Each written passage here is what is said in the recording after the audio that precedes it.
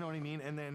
And then a DJ who uses controllers and no traditional DJ equipment, also DJing. You know what I mean? But doing it live. There's a guy right now who's absolutely destroying everything.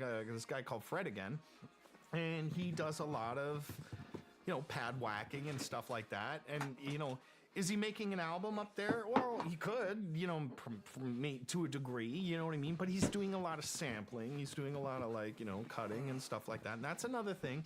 But you could also say, oh, he's DJing.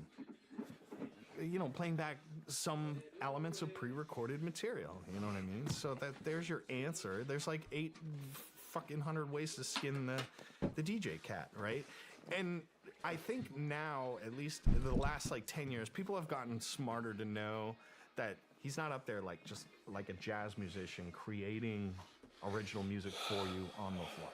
Yeah. I'm so glad that era is gone, because when electronic music became, more and more popular, and producers were producing music, but then they're like, well, how are we going to do this on the stage? Because me in the studio is like listening to the same fucking loop for fucking 30 hours straight, back to back, trying to fine tune shit. You know what I mean? That is not something you could sit through and have a great time to. It's annoying.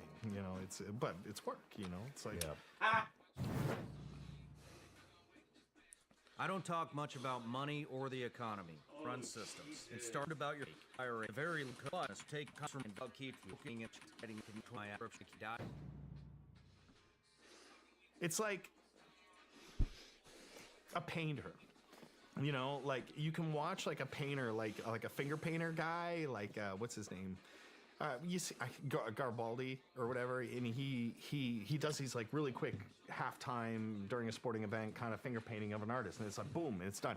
That's entertaining because he can do it in 5 minutes and have a really cool thing, right? But if you're, try to imagine a crowd gathered under Leonardo at the Sistine Chapel, and this guy's like, you know what I mean? It does put things into perspective. I'm just saying, you know what I mean? So it's all about the methodology and the delivery of, good and short, or amazing and, high effort. Yeah. So, thank you. Let's go back to childhood now. So we were talking about how you got into computers, programming, a little bit of hacking. Yeah. How did music come into play? Where did the inspiration come from? Well, I think it wasn't music fell in because I think I was decided around when I was 8 or 9. I'm like, I don't care what I do when I'm older as long as it involves a little computer. You know what I mean? I'll be a graphic designer. I'll be a programmer. I don't give a shit. I'll be a little hacker. I don't know. You know what I mean? So, but I want to be at this computer. I want to be hunched over and unhealthy in my 40s. So, that's what I wanted to do. But then, I'm thinking, okay, well, I started hobbying music myself, researching what little resource I had. I had to go to the public library to read up on digital audio, because again, there was an internet, there was BBSs, and there was Archie and Gopher and all that stuff too, but very limited on how to make a club banger. You know what I mean? It just didn't even exist. So I had to find people, that did that kind of thing, because there were electronic musicians back there before me, and while I was interested in it. Who was before you? Tears for Fears. They were electronic. Nine Inch Nails were doing stuff very early. Algorithms and Artificial Homomaniacs, that era and stuff like that. Ministry. All that early industrial stuff. Skinny Puppy. I actually lean more towards dude. Essay about wasn't even on my radar. No kidding. Oh fuck. Online extremism and early industrial stuff. cultivation theory. My dad Media theory shit. bought that. Remember that Columbia House deal where you buy 8 CDs for a penny? Yeah. They come in the magazines. Yeah, I was one of those kids. So me too. Yeah, my dad went out and said, I don't know. You know, but my dad, my dad's not into music. You won't find him barefoot in front of the record player, you know, with his Harman Kardon. You know, you're like, no. He just like, might as What's well. extremism again? But, That's like anything like Anything that goes above and beyond. yeah, anything goes above and beyond Where the viewpoint yeah. stands. It's like saying it's like the difference between liberals who are like, oh, people should be free and we should be allowed to, you know, have our voices and opinions, and I should be able to do whatever I want without government control. Stay out of my business. There's a difference between like someone like me and Hassan Piker. I don't know who that is. Good. Hassan Piker and Alex Jones are extremists, I'd say. Over exaggerated politics, yes. And I didn't even realize this. I talked to my teacher about it, and he mentioned echo chambers. I'm like, how the fuck did I not remember echo chambers? I'm like, of all the things, echo chambers. I'm like, son of a bitch. How did I not bring up echo chambers? Yeah, difference between me and Alex Jones, right? I mean, that's a receiver, CD player, and the whole thing. And we're just like, holy shit! Like that's a weird thing to splurge on, Dad. You know, like this is just totally not his thing. Yeah, he's a auto manufacturer guy. He worked at General Motors. You know, he drove around with tow motors, and he was just man's man. You know, like, and we weren't very lower middle class upbringing, just standard family shit, you know. So it was really weird to come home from school one day and see my dad like unboxing a CD player. Yeah. You know, I was like, oh Jesus Christ, here we go. Okay, so and then I honestly, I'm not like incredibly close with my dad, but he liked some music like the Doors and stuff like that. So I think he just got like the best of the Doors. And I don't know, dealer's choice for the other 7. So they sent some weird shit, right? So we got like a Warrant, Steely Dan, the best of Steely Dan, some U2 one, and you know what I mean? Just kind of like a mixed bag of shit, right? And I was like, okay, well, these are the 8 CDs we own. And this is what I'm gonna do. I'm just gonna fucking listen to this shit because there's nothing else to fucking do.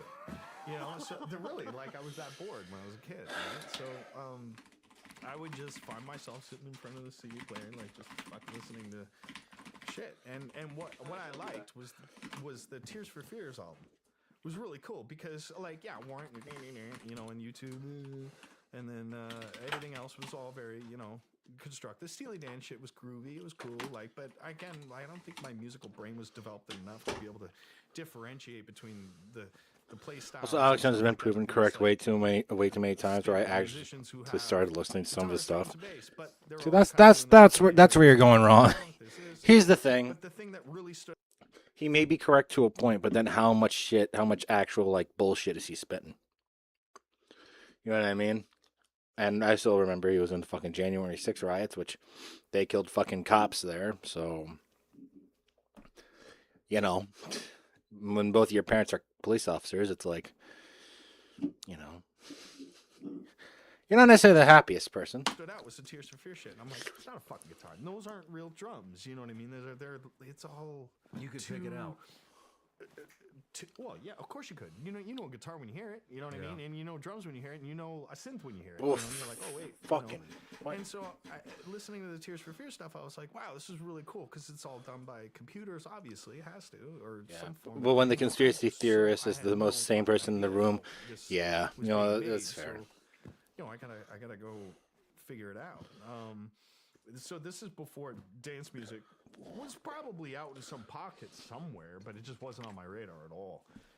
This is shit. This had to be 1992, early 93. 90s, You know what I right? mean? Like, so yeah, there was Chicago was just starting it basically, you know, and Detroit and stuff like that, or in some pockets of Europe and shit like that. Is he So, been? like, but again, it just never got to me. Yeah. Because there was no mass media, there's no internet, there's no nothing. You just kind of had to wait. Yeah. So I researched Abstract. like, oh, well, what's Tears for Fears doing so differently that Warrant and U2 and Steely Dan, you know, aren't? Oh, well, they're using computers and you know, I again, really don't like, want to. I'm so bummed out and so kind of envious of like if a kid today heard that, oh yeah. You know what I mean? Just YouTube that, you know, and there it is. You know, me, I was swimming in the fucking dark. It sucked. So, yeah. Back in my day. And that was really cool. So that was the connection, I think, was that Tears for Fears. Fuck. Candy House fucking CD player deal that, like, stood out from those other 7 albums. And I was like, oh, okay.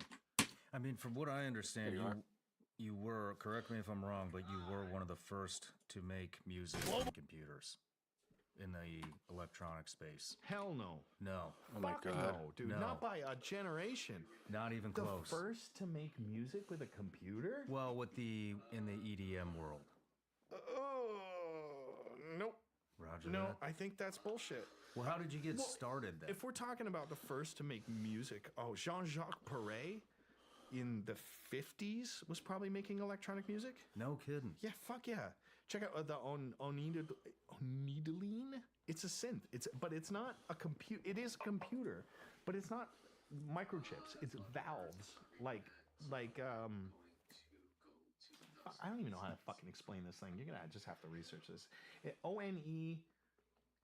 Onideline or whatever. Like Jean-Jacques Perret, and there are some other guys too. Like, it's just totally escaping me right now because I know someone's gonna come and go. Actually, but like we're talking like, you know, the 50s. They were making electronic music. No shit. It's Oh, been yeah, around that 100%. long. Doctor Who, those dudes, the EMS synth. I have synths that are twice as old as me that I Okay. still use today. Well, how did so what does it look like when you started making music? I mean, because it wasn't. I wasn't listening to it. I'd never even heard about it. What did APA. it look like? What did it look like making music on a computer in the early 90s? Well, it could have been a number of ways, really. My first computer, when I really started making music, I had a Korg. Oh God, I can't remember. A rack mount. It's not a Poly 6. It's like a Poly 6, but it's the rack version of it. So meaning it was just a module. Okay, so no keys, just a box. If you've noticed, it's been a while. And it had some buttons on it and stuff like that, and then it had a MIDI in and a MIDI out, and then an audio out. Right. So what I had to I'm do in is the I wrong had spot. an Atari ST that was basically a Commodore 64, more or less, that ran this software that sent messages to this box to say, hey, play this note, play that, you know. So it's kind of like a little sequencer thing. But that's just one piece of equipment. And that was at a time, for me, it looked like you know, electronic music or making music or accompaniments to your band with electronic components like a drum machine or a synthesizer was just coming of age, you know. So meaning that, like, yes, it's been around since, like, you know, the 60s and 50s. Pink Floyd were huge purveyors of electronic music. On the Run was an EMS Synthi A, which No is kidding. like a really ancient old synth with like bank dial kind of vaults on them, and they did the that's all. Like, that's, as far as I'm concerned, yes, that's electronic music. Not as we really know what it is. So if you say to someone, oh, you listen to electronic music, people do not go that far back and go, Yeah. oh yeah, I love Pink Floyd, you know. But you wouldn't be wrong, you know, because Yeah. they employed a lot of that stuff. The Beatles, The internet. too. So it's in like doses. The Beatles were doing it too? Yeah, they used a few rise. electronic instruments. No, For sure. I had no idea. Yeah, most of like Sgt. Pepper stuff. Okay. Like when they started getting a little weird. Yeah. Hot take. I hate the Beatles. Oh shit! But when did you? I mean, because this was strictly a hobby until what, Oh, around fuck. 1995. Is that true? No, it was still a hobby Wow. then. It was a hobby all the way to 2000, Okay, for sure. I know, because I had jobs that whole time, right? that's kind of what I'm getting into. Yeah, right. My first job was working for this fucking guy printing T-shirts. He wanted to start like a clothing company. He was an alright guy. He was just kind of shady, but he wanted to start a clothing line, like a kind of Wow, that's sour. brand kind of stuff. Holy too. So it shit. wasn't like hottie cooterati What the fuck? where it was just literally, you know, drawing logos Illustrator and then printing them and then going to a press and then doing that and then bringing them literally down to the store and just selling them out of a storefront. That was fun. It's a good learning experience for like what it's like to have a job. You know what I mean? Like, it was, I took nothing from it. You know what I mean? It's other than, okay, this is what it's like to have to wake up at fucking 9, get driven 20 minutes to the mall, you know what I mean? And go sit there all fucking. 0 sugar, 10 calories. Do this and then clock out at 150. 5 o'clock and make like a couple great. $100 every 2 weeks. Cool. Then I worked in a cannery. That was fucked. That was a real fucking job. That was the worst job ever for me because I had to. In Niagara is the best region for pears, peaches, and wine. I saw this on Instagram. It's called Void Energy. Geology and it's the soil and stuff like that. They make some of the best wine in the world. It looks the cans look interesting. They're like an all black can with silver text, and it looks super interesting. But it's like an energy drink for creatives. There's a few down there, but the big one's Del Monte. And, which I guess when those are in season, they have to run that shit 24/7. So you had 2 shifts. You had like a day shift and night shift. So I had to do the fucking show up like at sure. 1 in the morning. Can I swear, by the way? Yeah, go ahead. Sorry, because I really do. Void Energy. So I had. I don't know what. Legit or not.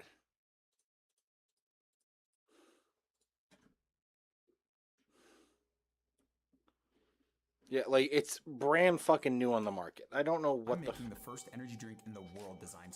Jordan Brown.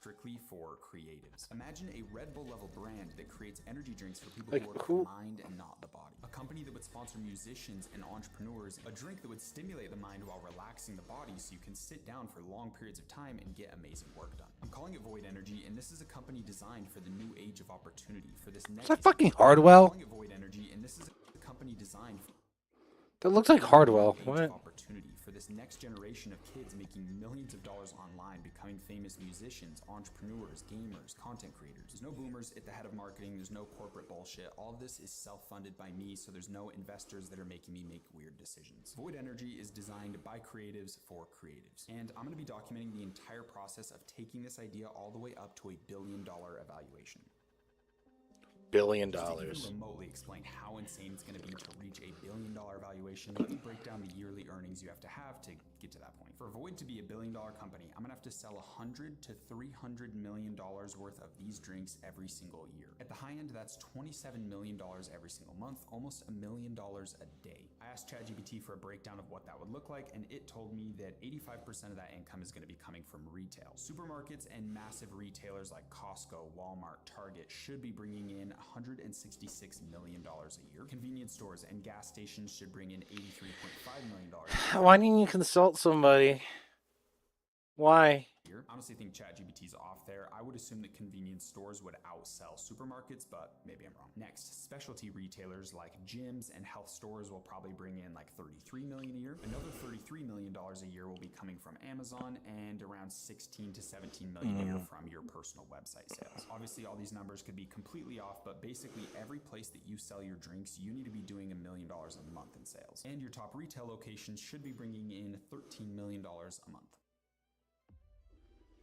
So why on planet Earth do I feel like I can accomplish this? And I'll be honest, I don't in the slightest, but I am still going to try anyway. And that's a perfect segue into the slogan of the company, Enter the Void. Entering the Void is exactly what I'm doing through creating this company. Entering the Void is basically taking the first step on a journey that you don't even know if you can accomplish. What the fuck? The starting phase of the hero's journey in every Hey, single that makes movie. It's sense. doing what scares you the most, betting on yourself, taking that risk, and going on a journey towards the path of your own dreams, no matter what anyone tells you. Entering the Void is essentially jumping into a black hole. You have nothing to reference. You're surrounded by the unknown, by your fears, your doubts. You leave behind everything everything you think you know, you essentially kill off the old version of yourself and consciously recreate a new one. Entering the void is what it takes to become successful. There isn't a single person who's achieved insane things that didn't enter the void. Now, similar to Nike's Just Do It, Enter the Void is going to be our slogan that encourages people to go on that journey, to enter the void, to take the risk, bet on themselves, and live a life that they consciously create, not just taking whatever life throws at them. The way that I see Void Energy at its billion-dollar valuation, at its peak level, is essentially the next Red Bull. This drink is for creatives, for visionaries, for people who are constantly creating the life they desire, and they have a vision for themselves. They have a dream, and they're holding that deep in their heart and betting everything they have on that coming true. Void Energy is for people that are entering the void. Now, the goal is to position Void Energy as a premium energy drink that's motivational and inspiring without obviously like a ridiculous price point, but this is a nootropic-based energy drink, which means that it has very expensive ingredients in it. And most importantly, these ingredients are going to be at their clinical dosage, which is pretty hard to fit all of that inside of a small drink. You only have a limited amount of water to work with, and if you have a bunch of different ingredients at 1 gram doses or 500 milligram doses, it's hard for sediments to not build up in it, and that's why a lot of drinks do what's called pixie dusting. This is where drinks will advertise that they have ashwagandha in their drink, but they don't really say the milligram amount, so it's probably like 2 milligrams in there, when for you to feel ashwagandha, you need like 500 milligrams. So that's the biggest thing with Void, is having the best ingredients we possibly can at their clinical dosage. So when you drink it, you actually feel the effects that we're going for, with that calm body, elevated mental state, and we're even putting in nootropic ingredients in here that will help you manage your stress and regulate your mood. Because let's be honest, if you're going on this hero's journey and you're betting everything on yourself and trying to create this vision of a life, it's going to be really hard, and you're going to be going through endless challenges, and you need something that's going to help you calm down and manage those things while still getting the caffeine and energy that you want so you can get some work done. All right, how do you build an energy drink? I'm gonna be honest, it seems pretty easy. Maybe you understand the complexities, but it's really hard. Let's go through the list really quick. You have to create your brand name. I did it in 2022, and again, that experience wasn't great as well. Then you have to design your can. This is actually very hard, because if no one likes your can, it's never gonna get. This is companies like Pepsi, like Dr. Pepper, Keurig. They buy a lot of smaller energy drinks, let them use their distribution systems, and then they can scale them up and get the equity valuation of the company sky high within like a couple months. So that's the goal. That's kind of the framework to make this vision become a reality. So let's dive into everything I've done so far. We have our trademarks pending. We have our logo, brand design, domains. All the legal stuff is organized because there's a lot of legal structures we had to do as well. We have our can design essentially done. There's still some small. Okay, I mean, this guy, I mean, I guess, like, sure.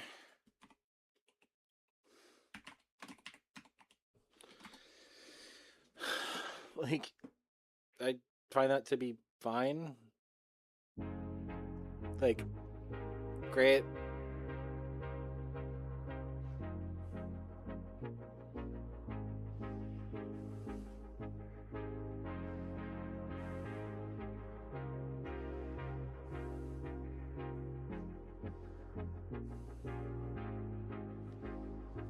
I like the song a lot.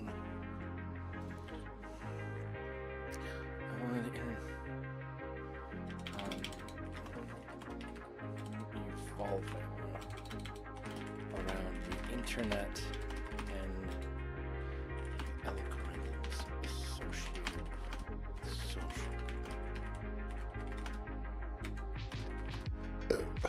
X.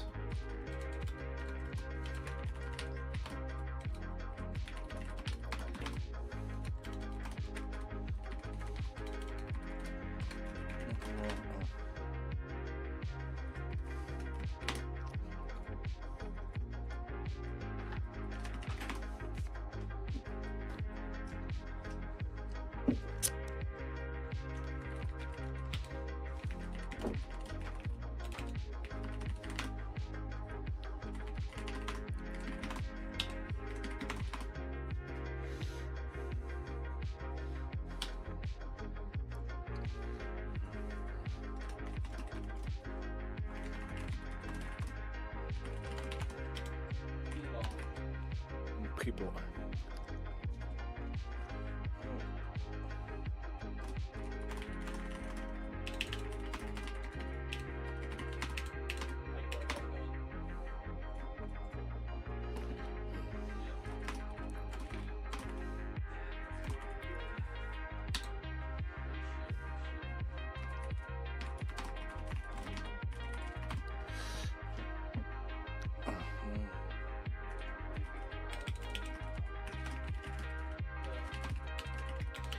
types at best. On.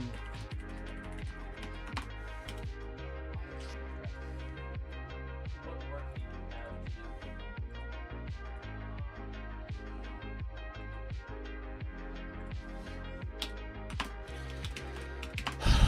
to do? Other is at best. Online extreme.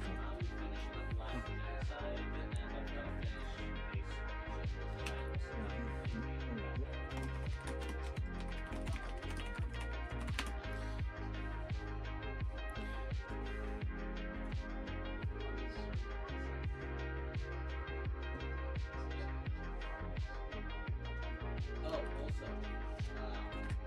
me and Squid were talking about something because T brought it up the other day. We are going to make this T Ideas uncurl.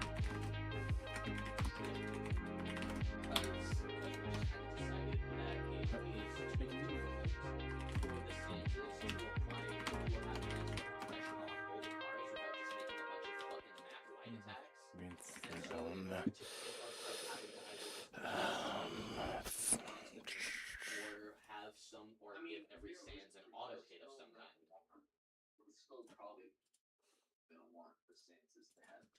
Home track to No, play on absolutely, it's stream. going to, but I don't want the stronger Sanses. Yeah, I don't want every attack to have to be Home amplified. artist playlist. 3 or 4 works. Yeah, because that way.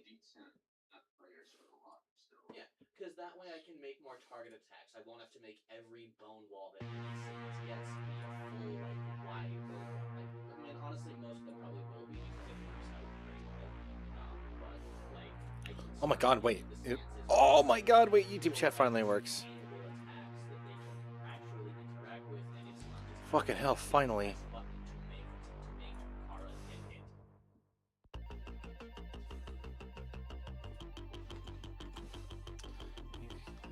Also, I'd like your thoughts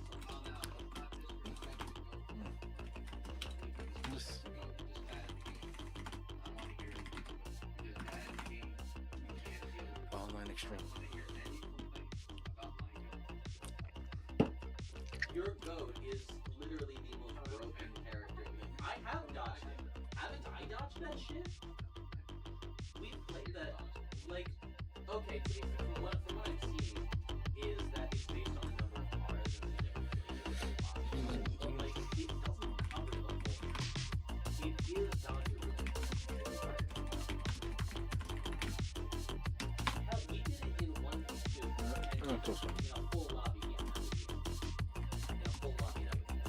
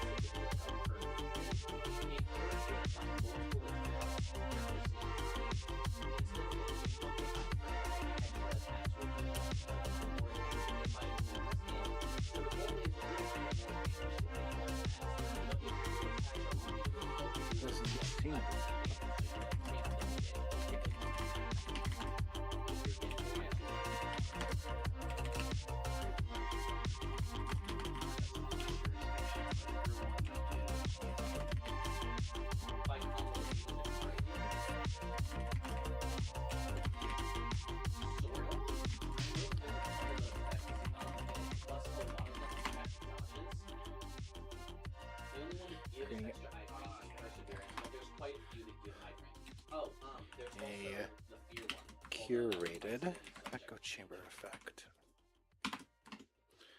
This is where I start using the new sources that I have found. We basically have to. We'll have to basically invent I think the idea for fear is not that. I think the idea for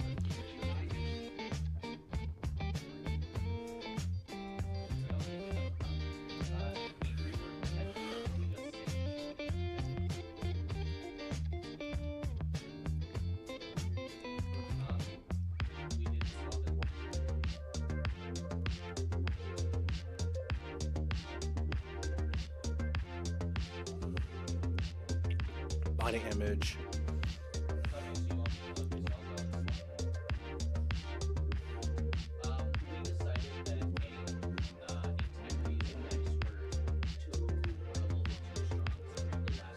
Going back to my paper 2.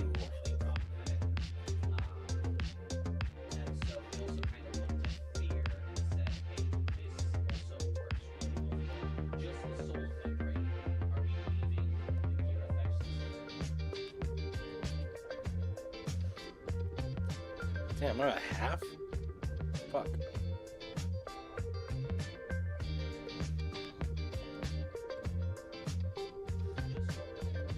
So what have I mentioned?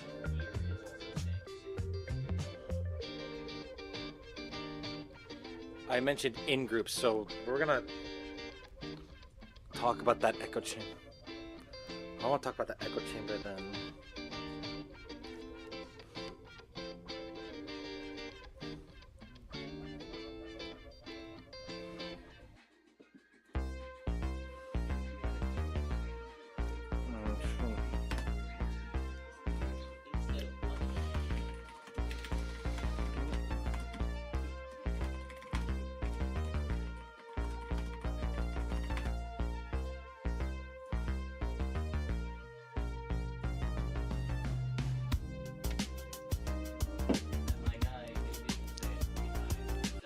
I'm gonna go back to the Dead Mouse And I asked a clarifying SRS question. I didn't repeat the same thing. question. So get your free kit. It started getting a little weird. Hot take. I hate the Beatles. Oh shit! But so when did you? 20%. I mean, because this was strictly a hobby until what, around 1995. Is that true? No, it was still a hobby then. It was a hobby all the way to 2000. Okay, For sure. I know, because I had jobs that whole time, right? that's kind of what I'm getting into. Yeah, right. My first job was working for this fucking guy printing T-shirts. algorithmic. He wanted to start like a clothing company. He was a Put guy. He was just kind of shady, but he wanted to start a clothing line, like a kind of like skate brand kind of stuff too. So it wasn't like Very Hottie easy. Kudarati fucking menswear. It was just literally, drawing logos in Illustrator and then Echo printing them chambers. and then going to a press and then doing that and then Right, bringing it's them very hard to literally escape this down one, to the like, here. store and just selling them out of a storefront. That was fun. It's a good learning experience for And then like what's what on it's like to have a extremis. job. You know what I mean? Like it was, I took nothing from it. You know what I mean? It's other than okay, this is what it's like to have to wake up at fucking 9, get driven 20 minutes to the mall. You know what I mean? And go sit there all fucking day and just pick my nose and fucking do this and then clock out at 5 o'clock and make like a couple $100 every 2 weeks. Cool. Then I worked in a cannery. That was fucked. That was a real fucking job. That was the worst job ever for me because I had to. In Niagara is the best region for pears, peaches, and wine. Like Niagara on the Lake, it's just the way that the geology is, the soil and stuff like that. They make some of the best wine in the world out there, right? No good. So everything grows like fucking crazy out there, right? So when peach and pear season starts, it's 24/7 at the Del Monte processing plant. It's like one of the big ones, but there's a few down there, but the big one's Del Monte. And when those are in season, they have to run that shit 24/7. So you had 2 shifts. You had like a day shift and night shift. So I had to do the fucking show up at 1 in the morning. Can I swear, by the way? Yeah, go ahead. Sorry. What effect? So I had to go at like Behave. 5 in the morning till like Yeah, outside. 2 p.m. You know what I mean? I had that shit, Respect the right? So behavior. I'm already just out of it because this is also when I'm like learning to make music. So I'm like up all day on a fucking computer, and then oh shit, I gotta go to work. Okay, cool. But I'm like fresh for like an hour, but then I just start fading, and I'm like, and I had Cultivation.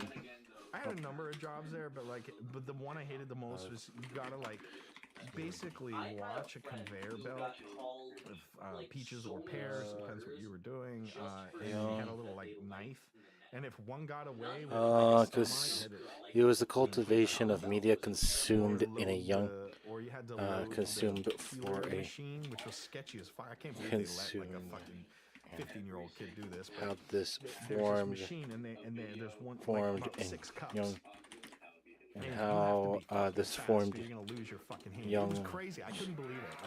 Like, I hope they still don't do this, man. But it was nuts. So these pears and peaches would come out. You had to go 1, 2, 3, 4, 5, 6, and then this machine would just go poof, right, and then load them into this fucking thing. And it was like the open end of a V8. You know what I mean? Like with no barrier, nothing. Like if you were too slow in that thing, I've never seen it or heard of it, but I'm like, wow, you could really get hurt on this fucking thing. And they had me like this 15, 16-year-old kid fucking doing this, right? And then like it's like a race. And so I had to do that all night to the point where it's like my mom caught me like doing this in my sleep, and it's like thought I was having a nightmare, but it's just because I've been doing it like all week. And to this fucking day, I will not go anywhere near a peach.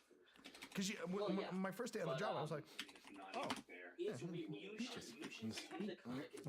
No. Every time I smell a peach or get peach in something, it's like, because it's just permeated and stained this part of my brain, which just hasn't Permanent washed damage. out. Yeah, I have PTSD. Where did you go after that? What was the next job? It's also kind of funny because in this version, he is What did I do homeless. after He that? is a homeless orphan. He is I think it was living just with like Harry. dumb shit odd jobs for like a year or two, Night and then Eye I got a real job fucking with a Use company the in psychology. Toronto. Because I was, mind you, this whole time I'm like still like mostly focusing my time and energy and thought power on music and computers, right? So there was a software company that had just started out, very popular now, but they were just like a bunch of goofballs out in the Netherlands, you know, that used to make porn. Yeah. like porn games. Image line. And stuff like that. And there's a company called Image I Line. like any And the guy that owns it, really, really cool dude, this Jean-Marie Cagnier dude, cardigan wearing typical Belgian dude, you know, businessman. And he had a programmer named Didier Dambrin working for him on this thing. And I guess as it goes, is this guy who programmed just basically like these kind of adult games. Weird, but it's a business. On a company time, I guess he kind of developed a music software, like a simple step sequencer, because there were 1 or 2 out that were okay. There was like Hammerhead, which I think was the big inspiration for this software, and there was Rubber Duck, and these are like primitive, like we're talking like rock. You know, the invention of the wheel, like audio softwares that were almost usable, you know. So there was Hammerhead. There's always been trackers that had predated that like 5 years ago. But anyway, it was just a bunch of dudes, you know, just chilling out and doing this. And then Jean-Marie, the business guy that owned that company, I guess kind of said, "What are you doing?" You know, he's like, "Oh, I'm just, you know, kind of making this audio looper." Yeah, and this is how it became Image Line. Firing his ass, you know, fucking best decision he ever made. So okay, you know, he kind of culminated that. Let's go in this direction, and Sensation. and then it went to like version 1, 2, 3, 4, 5, whatever, and then over the years they started to gain popularity because. A select few hip hop guys started really liking this software, right? And they were like, "Oh, this is great. We should use this," because the other alternatives were like really expensive suites, like Cakewalk, or Cubase, or you know these This echo high-powered chamber. systems that required all this additional hardware. Meanwhile, this guy out in chamber. Belgium was making this like Always kind of create this easy to echo use, chamber. cheap as free software that Echo chamber of doesn't behave the same, doesn't sound the same, and you know, but biased. gets something done, right? Biased. So a lot of attention started to get to that, and then it was in those those 3-4 years we started to see all these like little DAW projects pop up. DAW meaning digital audio workstation. That's like, your all encompassing software that makes music, right? Steinberg had come out with this new technology called virtual studio technology, and that's called VST. People call it just plugins now, right? But it's actually just patented software from Steinberg, which is like a kind of language or a framework that digital signal process engineers can make things like a reverb or a distortion pedal or something like that. It's all done in this VST architecture, so that just started blowing everyone's mind because they're like, wait, I don't need to buy an external compressor. This will run as software, and I could just plug it in on a track. And they're like, oh, dude, you know. Wow. So they invented that, and you were a part of all that. well, yeah. Well, I was a witness of it. I had no development of it. Okay. I made my own dumb shit. Like I made my own compressor, I made my own limiter, and just to play with the SDK because it was SDK is a software development kit that sometimes companies, when they release new technology, if they're cool, they'll provide an SDK saying, hey, like if you want to contribute or make your own thing, here's the framework for it. These are all the tools you need in the libraries and includes that you need as a programmer to Echo chamber, make filter this, bubbles. dynamic link library, which is what a Paradigm shift from broadcast television to fragmented digital. Go nuts. But if you're gonna sell it, you know, you gotta license it, and that's where Steinberg made all the buku bucks because they own it. You know, so you gotta. Same with MP3. By the way, you know, like an MP3 is owned by a company from or whatever, or was at one point. You know what I mean? And like, because it's an encoder, it's a patented piece of software framework that's used to make. There are billions of encoders out there, but ultimately, it's an MP3 is kind of owned by someone. Well, the tech that made the MP3, not the contents. So it's like that, and it's really cool. So anyway, this company out in Belgium was called Fruity Loops back in the day, and a lot of people used it. So it was a small community of users and developers. So I could get in there.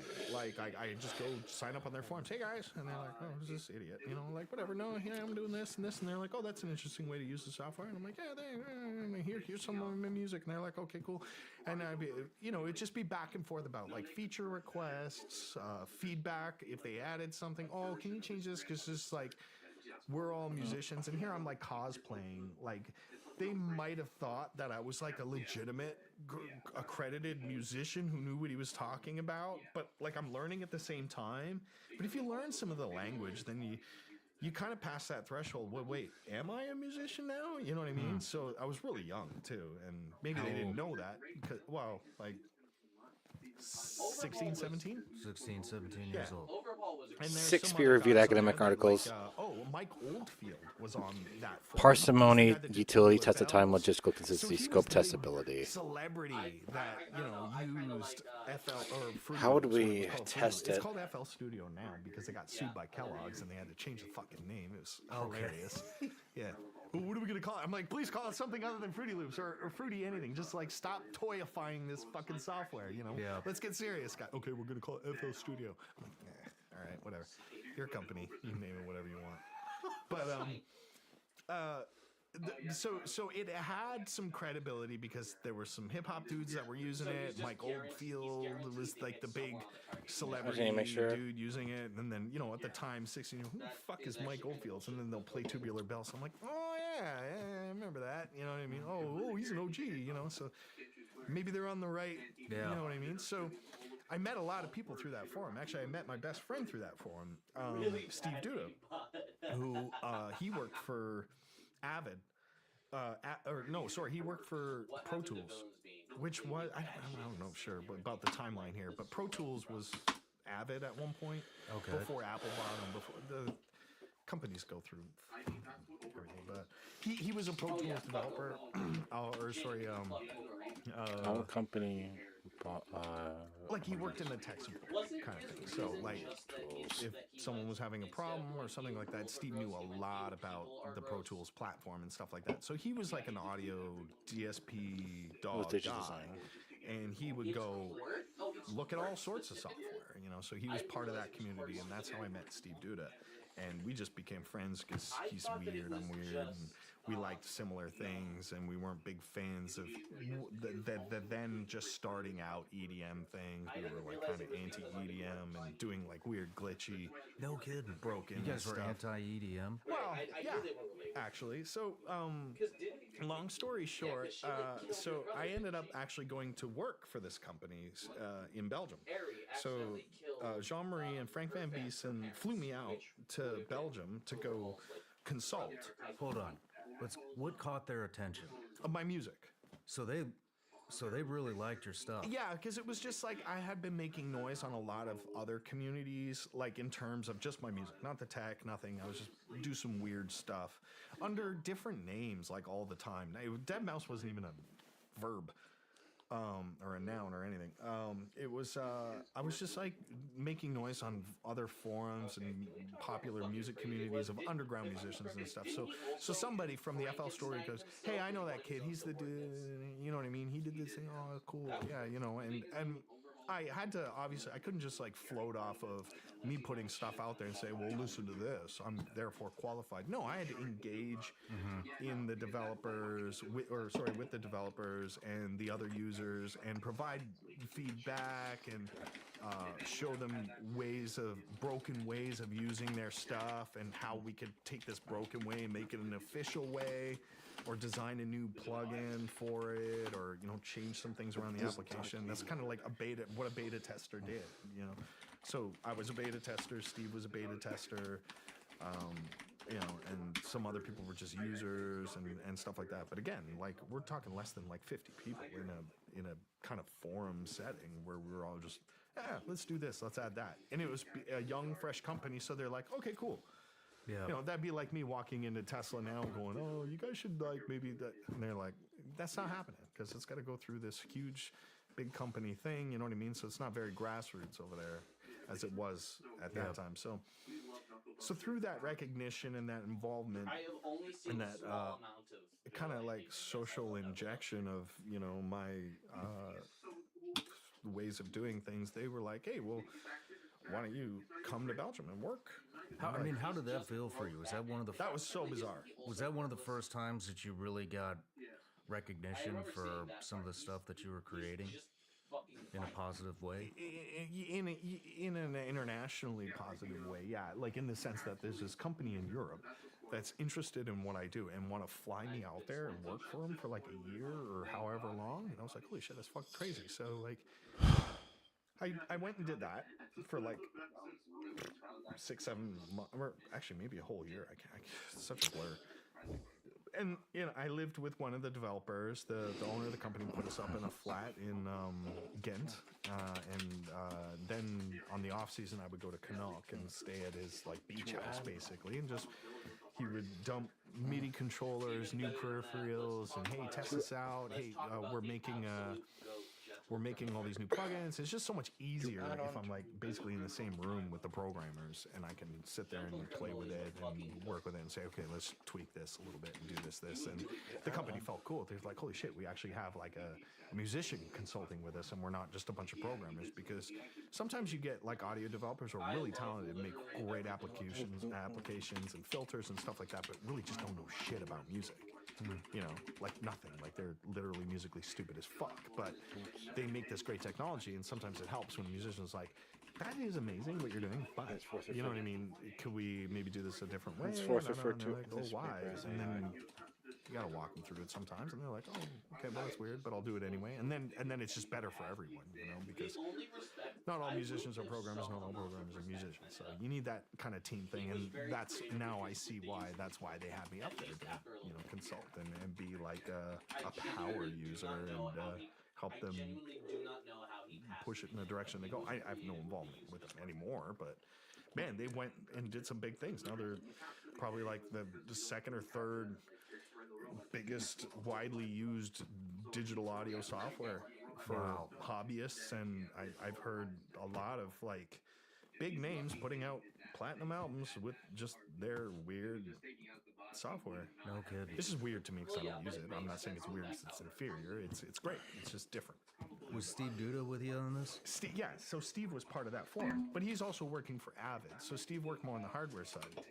And then I got sick in Belgium, like pretty sick. Like I don't mean like I got a disease and had to get fucking weird shit. I just mean like I got like a really bad flu, and I was there like no visa, nothing. Like because again, small company, right? They're like. I'm like, so Smuggle them in. So what do I do? Like, you just come in to visit. I'm like, yeah, okay. But as a Canadian, we're probably calling me. Well, I can go up there for up to 6 months on a tourist visa or whatever. But they don't. It's Belgium. Like they're like, Yeah. you know, I'm not showing up with like a U-Haul. I just literally the clothes in my backpack and. Well, we'll just get you whatever you need when you get here, and you know, I'm like, okay, cool, whatever. So I did that, and I managed to evade it, but I got sick, and I needed to go to a hospital. Like I had to get taken care of, and they were like, well, you're not exactly on our medical insurance, you know what I mean? So I'm like, you know what? Fuck, I'll just fly home. I'm still within my visa thing. I'm not. It's, you know, it's been real, but I like the rest I got to do from home because I got to go back to my socialized medicine kind of fucking place so I get my shit taken care of for free. Okay, and they're like, okay, cool. So I flew home, and then and they're like, just let us know when you're better, and then just come back, right? And I was like, okay, cool. So like whatever, I got that like stomped in like 2 weeks. It was just a gnarly flu or something. I'm like, okay, I'm good. And then I went to go back, and I got nicked. So they were like, wait, no, before I left, right? Because I guess they check ahead or something, you know, when you buy your ticket or something. I don't know how that worked, but like a basic they say, were you just in Belgium? I was like, yeah. And they were like, how long were you there? And I was like, Yeah, he's only mentioned once in this paper. 5 months, you know, kind of thing. They're like, or whatever. And it says, well, it says here, because they saw my return ticket or whatever. And they were like, no, dude, now you have to apply for you have to apply for an actual visa because you've extended your fucking thing and you can't just go home for like a week and go right back. It doesn't reset. You know what I mean? I don't know what the drama was, but basically I was denied entry before I went, thank God, because otherwise I would have went and they would have denied me there and then I would have had to fly all the way fucking back. And I was like, well, okay, well, that was fun. Now it's time to figure out, you know, whatever, because they're not going to pay me like a salary or cash or whatever, because it's basically what it was. I gave JMC like my banking information and SWIFT codes, and he would wire the money basically to my account, my checkings and savings account in Canada. So I had to use my debit card to eat and do shit out there, right? So it's like totally off the books. I'm like, okay, well, that was a fun little fucking thing. No harm, no foul. It's not like I was doing anything crazy. So Is that the company that sent you out to your friend Tommy Lee's? no. See, this is where it gets funny, right? So now I'm like, fuck, man, I don't have a job, right? I'm at home and I know how to make music better than ever. You know what I mean? So I'm still like experimenting with shit. I had my MySpace was going crazy, like, you know, because remember that? Oh yeah. Yeah, so like that was the dawn of MySpace. I would put my music up there and stuff like that, and people were like, oh, neat, you know what I mean? And I worked with another band in LA called Orgy. Oh no shit! Yeah, You Jay worked with them? Gordon and Lou Gordon and all those. Dude, I got the best fucking Orgy story for you. Let's hear it. So, and this actually fits because I worked with them kind of like. Are we talking about the band orgy or an actual orgy? No, I'm just kidding. So, I don't know how this even happened, but for whatever reason, Jay Gordon, who's the singer at the time, or still is, or whatever, hit me up, and he's just like, I heard the stuff on the MySpace thing, and you know my friend Steve Duda, and I'm like, yeah, I know Steve. No. He's like, yeah, cool. So he knew I checked out. Because Steve is like, you know, pretty high up in the Pro Tools world as a tech and stuff like that. And he's like, yo, you want to remix one of our songs? And I'm like, holy shit, this huge fucking band from LA, right, wants me to remix their song. Neat. Okay, yeah, absolutely, I'm doing it, right? So I did that for him.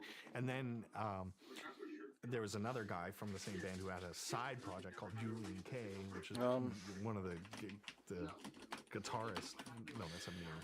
Well, anyway, one of the other dudes from Orgy had a side project. He had me remix his stuff, and they really liked the remixes. They were like, wow, this is cool. It was all very industrial, as Orgy, kind of was off their massive hit, Blue Monday. Their cover. Hey, I love It that worked. song. It was cool. Which one? So Lou Gordon is Jay Gordon's dad. He managed the band, right? Lou's like, we're gonna get you to the States. You're gonna come work for us. I was like, really? Okay, that's interesting, Lou. You're gonna take it, because I had just been through a very traumatic fucking immigration experience with fucking Belgium. So I do know for a fact you have to get me a fucking visa, right? Like whatever you want me, get me a fucking visa. I don't even care. Pay me dog shit. Like I'll work, whatever, but just get me that fucking visa and I'll come to the fucking States. It's like, okay, cool. So this is the most fucked up story.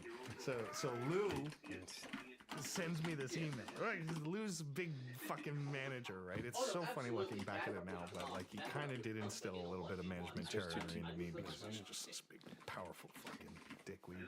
So he's like, okay, here's what you do. I gotta email you this letter, and you're gonna show that to the customs, and I'm like, okay, Lou, I don't think that's right. But you know what? Like, and so I'm like reading this letter. It's literally like a half pager.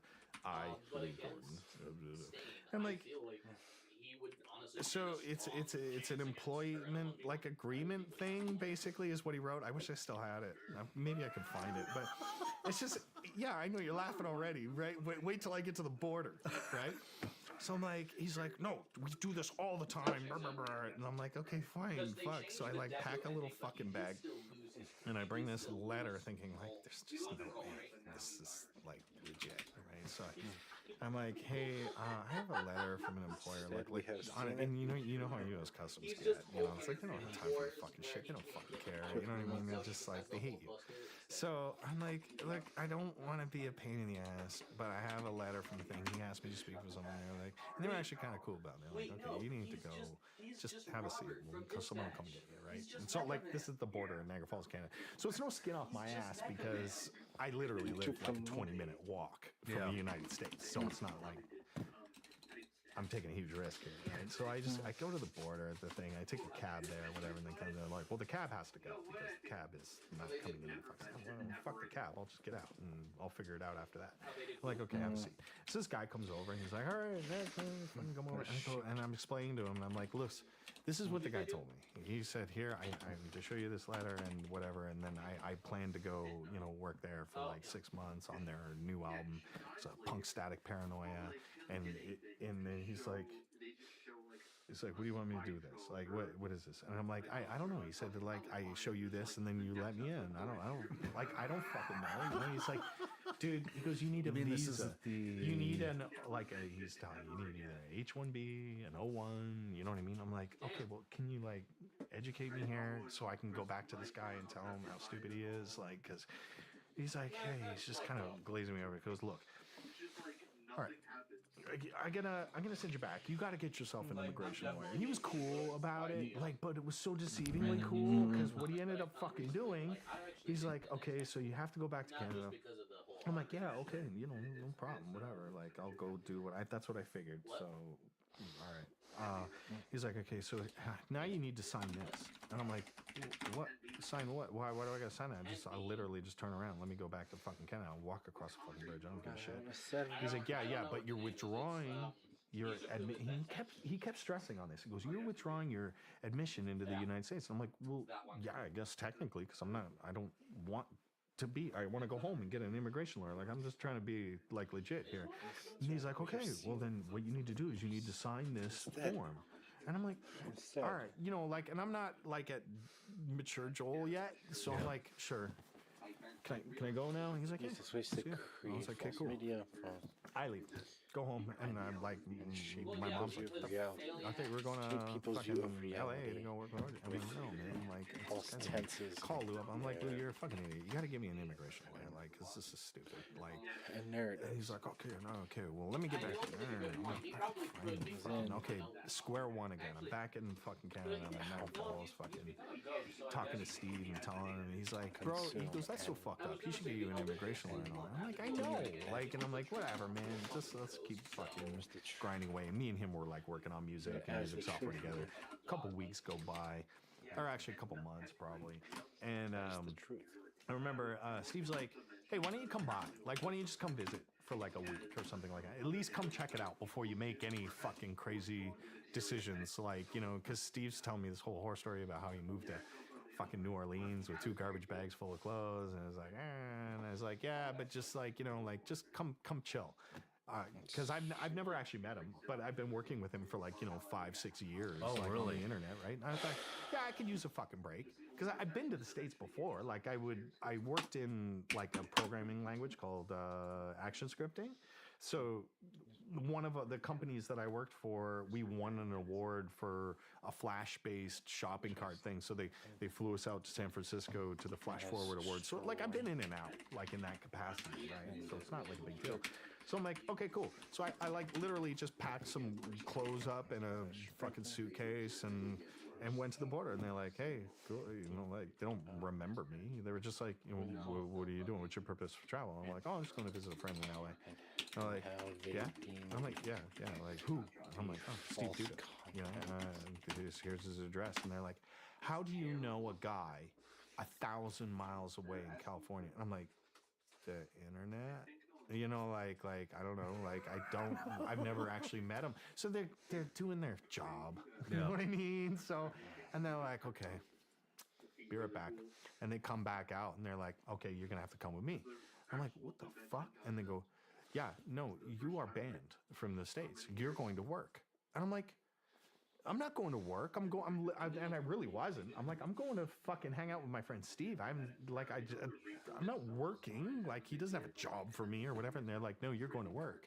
I'm like, no, like, I don't know what to tell you, dude. You know, whatever. And they go, you applied, you were here, whatever. Because I guess they made a note of it or something. But they were like, so they thought that I was actually evading that whole like visa process to go and work for that Oh, no guy. kidding. Corrections. Yeah, and of course it's all hitting back to me. I'm like, dude, that is so unrelated. Like, I'm just literally going for like a week to hang out with this guy, and they did the whole Gestapo thing. You know, it was fucking crazy. I was scared shitless, and they're thinking, oh no, you're going to jail tonight. You know, kind of shit. You know, and I'm like, fuck, man. I'm like, I don't know what to tell you. Like seriously, like I am not They'll going to work. be But given. honestly, so then they legitimately If banned me requested. from the States for like 7 years. No shit. Yeah, I swear to God. So I'm like, well, fuck. There goes my fucking Hollywood dreams, right? Whatever. So for whatever thing, they let me go back, and they say you cannot enter the States or whatever, and if you do, you'll be arrested. And I'm like, okay, fuck. All right, cool. I guess Canada it is. Go back home, tail between my legs, and again, my mom, like, I'm just like, dude, you have no idea. Like, this is just absolutely fucking crazy. And they think that I was trying to, like, you know, smuggle myself in, and no. And she's like, well, whatever. And I'm like, well, now I should get a lawyer. Well, but not really, because I have no point to go there anyway now, because I'm not going to Lou, and I definitely don't want to get an immigration lawyer to fight a case for me to just go visit my buddy, right? So I'm like, fuck. So I'm like totally defeated, right? And I'm like, telling, well, fuck, you know, like, fuck that up. I'm going to stay in Canada. No. And of course, the same armor value. A couple years go by. And I'm still just like grinding away in the Dead Mouse thing, hanging out in the scene in Toronto, doing all the nightclub stuff, and then just kind of making my music and Not stuff. And then peer reviewed. still working with Jay Gordon, by the way. And this is where it comes full circle. Jay Gordon sent me a photo of him, like, wasted, like in his like underwear fucking on a couch, you saw know, you like some baby party thing, up. and he's like, look at this. Where are photo," these coming kind from? of thing, right? And I'm like, you're a fucking idiot, you know, cool, ha. And 100% that, like, just why would you? I don't care, you know, like, cool, dude.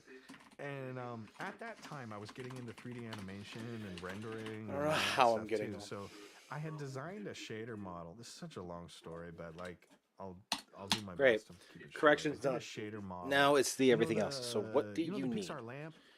You know the teapot? Yeah. Okay, those are shader like model tests that they'll use to test. Now And it every is. kinda animation Start with your studio has their own dumb thing. question right? from Like, part 2. Introduce your goal. ZBrush has like a kind of weird, or Blender has a monkey thing. You know what I mean? It's just the corporate gag, right? Okay. So in my I'm gonna be a 3D artist now mode, right? I'm like, I need a shader model, so I made this circle with 2 ears and fucking some balls for eyes, and I cut out a mouthpiece and went, cool. I'm gonna just use that to test all my shaders out, you know. These echo chambers. Whatever To it is, right? It wasn't even Dead Mouse. To better like, it have was just, people it was the helmet, understand. as you know it, but the like goals and I didn't think Dead Mouse or anything better like that. Right? I was understand just, I'll just use that as my and the MDL goals for testing of out the- shaders. So Jay sends me that photo, Around them. and I was just getting into. It was kind of new at the time. Called HDRI, which is like high density radiosity can imaging, which is remember back in some CG behind the How can scenes we things, they would use- take pictures How of can we use mirror balls like information we spheres, have and they about would take a whole bunch of pictures, and you'd see them on cultivation sets. They're and like works. mirror, like Christmas ornaments, kind of like, you know what I mean, mirror Yeah. finished How balls. echo So what chambers that is if you took a picture of that mirror filter ball at bubbles different work.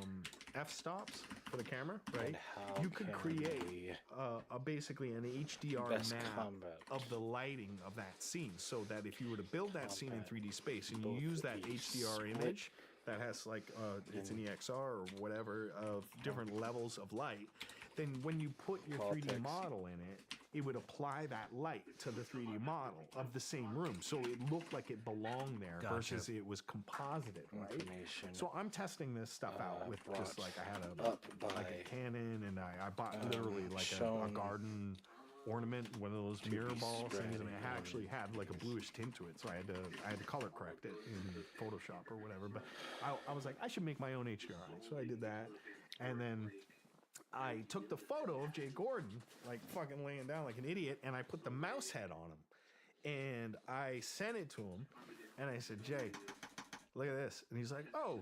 He goes, how did it, because it's like fucking magic to him, and because it's new technology. He's like, how the fuck? And I explained it to him. He goes, oh, that's cool.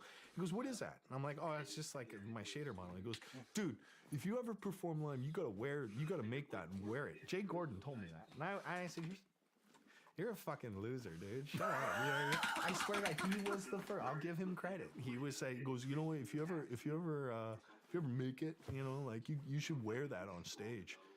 I'm like, yeah, no, that's stupid. And then, but like and it never happened until like 5, 6, 7 years later. But like honestly, it's been in my brain the whole fucking time. Just never acted on it or whatever. And I started like I first started using it as my logo as Dead Mouse when I registered all that shit. And I was like, fuck, maybe I for should. grammar corrections So I go to No kidding. I go to this guy in Toronto who makes props because for the like film and television. His name's Warren Keeler, Warren and I said, VAI "Can you will make this?" And I gave him, of course, the CADs, the FBX of everything because I modeled it in 3D. great. Okay, so Gets that's the hamster ball, corrected. fucking does its thing, Now and makes a really nice it one. is start with your question. I'm like, fucking it, this is so Conduct a stupid. literary review of at So least I, 6 peer-reviewed I played academic my first articles. show Organize in the review by Halifax with that themes. head on, and everyone was Oh, It was pretty funny. identify What did it strengths, say? limitations, or That was contradictions in kinda scholarly conversation. Evaluate the theory by using Because it was basically like the before following Daft criteria: Punk was popular, parsimony, so, like, it was- utility, you know test what of I time, mean? It was logical kinda, like, consistency, around scope, the same testability, time, but they were, like, heroism, more heroism, Europe, evaluation North America can be at positive that or time, negative. so everyone was just The like- goal is to show critical thinking. really Make weird. sure Yeah, man. And it Just would- like I was but saying they at the beginning. loved it. Breaking the mold. Yeah, Doing yeah, your yeah. own thing. about 3 pages. So yeah, and that's just kind of how that happened. Okay. But then a lot of like nowadays, everyone's What like, I'm going to "Yeah, do he was, like, one of the first." is No, I'm Daft going Punk to was the go first. get some Fuck you all. You know food. who the first fucking electronic music? because bands I made very, very good was? progress. So I'm gonna go grab something to eat. With the I will be initial right integrity, back. because that would make sense. You move faster, you take more damage. That makes sense for what hatred was. It was a power boost, but it came at a cost.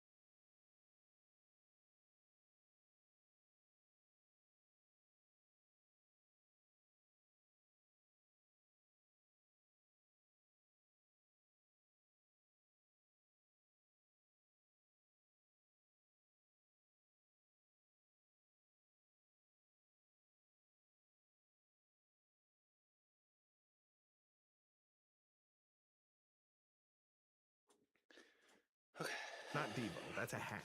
I mean a full head. Who? The Residents. I don't know. Oh wow. Yeah, look them up. I will. They were eyeballs, No shit. giant eyeballs, and this All is right. like in the 80s, something like that. And Penn Jillette used to play with them. The Penn and Teller. Yeah. Penn Jillette used to play with the Residents and stuff. They used No to kidding. tour around and stuff like that. I did a whole interview with him, and I'm like, dude, that is so wild. I had no idea. It's a really cool story. How was it received when you? I mean, how big were the shows Now? you were playing? Oh no, like the time? like literally twice the size of this room. No kidding. That small. 100 people. Did they like it? Yeah, they loved it. It was great. Because I had actually gotten big in Europe, in England, before I was big in Canada or in America, which was really weird because we had a mega club in Toronto at the time called Government, and they just like, again, fast forward like 5 years deep into my, what I would say started as Dead Mouse. I had a few hits out, and then Faxing Berlin was such a big track, and Pete Tong would play it in England, and then Government, of course, would say, "Oh, we booked Dead Mouse." And it's like, holy shit, Dead Mouse all the way from England, dude. I live like 4 blocks from that fucking venue. You know what I mean? And I'm going in there, and the capacity of like some international fucking DJ just blew my fucking mind. You know what I mean? And everyone's like, "Wait, you're Canadian? Wait, you're from Toronto? Wait, you live right fucking there?" I'm like, "Yeah, dude." It was really weird because I had played my music out. Again, this is all very condensed, but like, because everyone's got a story, you know, and it's always, life stories are really long. But I remember playing some of my music for Chris Lake, who is now and has been a huge fucking DJ out in the UK, and he would play it, and then Pete Tong, of all fucking people, like, hear it, and they're like, "Oh, what the fuck?" You know, and Pete Tong starts playing it on his show, and who's this? Dead Mouse. Color me intrigued. It's not DJ so and so. It's not Captain Awesome, or you know, it was just like, you know, when you hear that Dead Mouse for the first fucking time, when it's, and I'm not saying it's commonplace, but I just mean, imagine fucking. It's me explaining to the guy at customs now every time I go through the fucking states, and they're like, "Oh, okay, where are you going?" I mean, I have my visa and everything's fucking cool as fuck, but I go through sometimes, and it's like, you know, maybe an older gentleman, and he's like, "Hey, okay, what are you doing?" Going to Nashville." "Oh, for what?" "I don't know, just I go play some music and stuff." You got no one." "Oh, cool. What band you in?" "Dead Mouse." And he's like, "What the fuck?" You know what I mean? Or, you know, "Oh yeah, my grandkids are big fans." You know, I'm like, fuck. Damn. Yeah, it's crazy. So I think that's what kind of caught Pete Tong. Well, that and the music maybe. But it's just like, what is it's this weird head thing, and cool. You know, and then he reaches out, and kind of the rest just kind of steamrolls. You know what I mean? Yeah. I mean, not really, but But no, it's like you make your own luck. You kind of, you know what I mean? I say that, you know, there are people as and by far more talented than me that just literally are just waiting for their thing, or, you know, or enjoy the solitude of their basement, or whatever. But I say, this is so luck. It is so fucking luck. This has absolutely so less to do with skill than in artistry and innovation. I mean, that of course helps it along the way, but what I always say is that if you want to make it, you know what I mean, or be whatever it is you want to be, you got to just make your luck better. You know, like, add more tickets to the raffle every day. You know what I mean? And eventually, yeah, you're going to hit. You know what I mean? But if you're just throwing one ticket in and there's 100,000 tickets in there, you got to be pretty fucking lucky, and you very well may be, and that's cool too. But the more kind of tickets you throw in that pot, you know, the better. Mm-hmm. You know, so it's like you make noise here, you make noise there, you involve yourself in this kind of sector of all stuff you like, you know, shit you're interested in.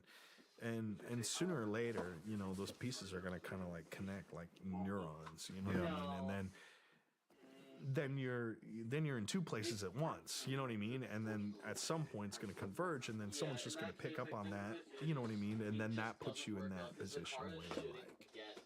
I totally understand what you're saying. I don't. I mean, I'm not saying meet a lot of people and cling to fucking people better than you. I just mean apply yourself in like all these little fucking weird ass areas, and sooner or later, someone's gonna pick up on that and say, "Hey, this guy's doing shit." I mean, it's to you. Maybe that's luck. To me, that's dedication. That's getting it out there. That's having the courage to put something new out that nobody's ever heard, and be willing to face the critics.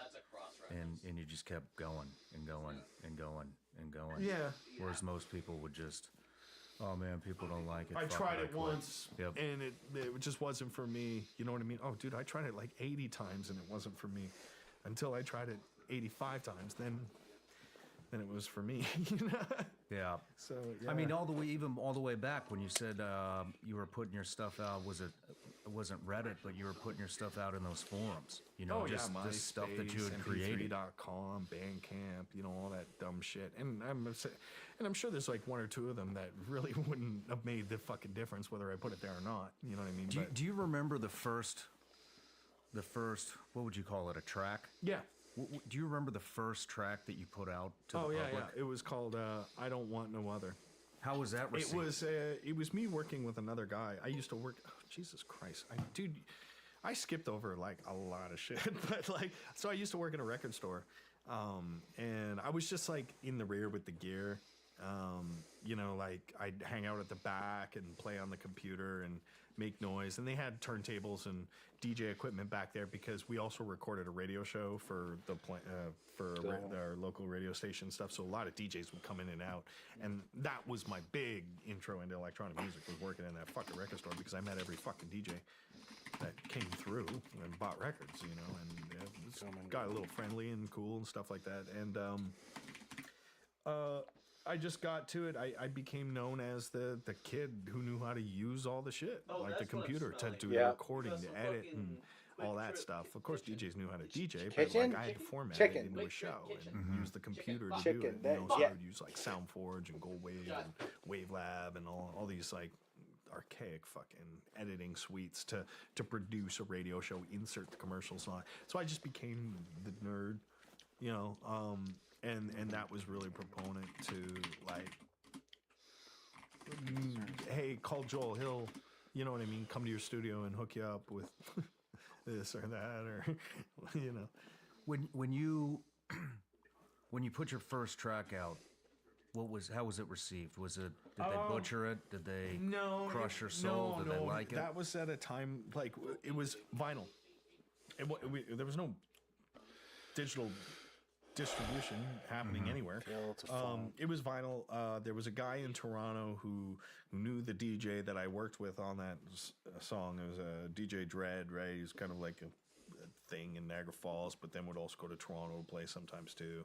And there was a guy, Asim Mawan, who worked at Popular Records, like a sub label of that called Awesome Records, and he's just like, yeah, I'll press it and give it to Eugene at Play D Record. He would sell it and stuff like that. So I'm talking, Joe. I'm talking early days. Yeah, it's pretty early. like Belgium. You had said that the owner of that company had noticed that you were putting stuff out, and like super early. Oh yeah, no, that was earlier than that. Me working in the record store was way before Belgium. No shit. Yeah, okay. that's me. I was skipping school to go to the record store downtown Queen Street. Like, okay. Yeah. This was like my first year in high school. So you got positive recognition right off the bat. Well, yeah, I guess not like, oh man, he's the bomb. Just know he's a fucking nerd and he's fucking doing shit on a computer, and that's as far as it goes. Not hey, watch this space. Not that. Just. Did it sound like anything that you're doing today? Absolutely not. No, it was terrible. I can't listen to it. It just makes me fucking cringe. But I'm sure that if you were to maybe guise it as something else and send it to someone, they'd be like, Was there any critics? Was there a lot of criticism? There's always critics. Well, the reason I'm asking is I want to know how you got over it. Over the criticism of what. I never got into it. Really, No kidding. No, You just didn't fuck give it that. any time. You don't have time for that, man. It's like those who can't, I just shouldn't. That's it. Like, yeah. I mean, dude, I get it all the time. I get it today. I got it last week. But it kind of it's like, to me it's empty because there's no substance to the criticism. Okay, so like, your set sucked. I'm sorry. Like, that just is literally not doing anything for me. It's not even hurting my feelings because you failed to quantify it. It sucked. How? You want to hurt my feelings? Fucking do it, bitch. Like, tell me what it was. And then when you really egg them on, and I remember, okay, all right, how did it suck? Well, okay, you gotta.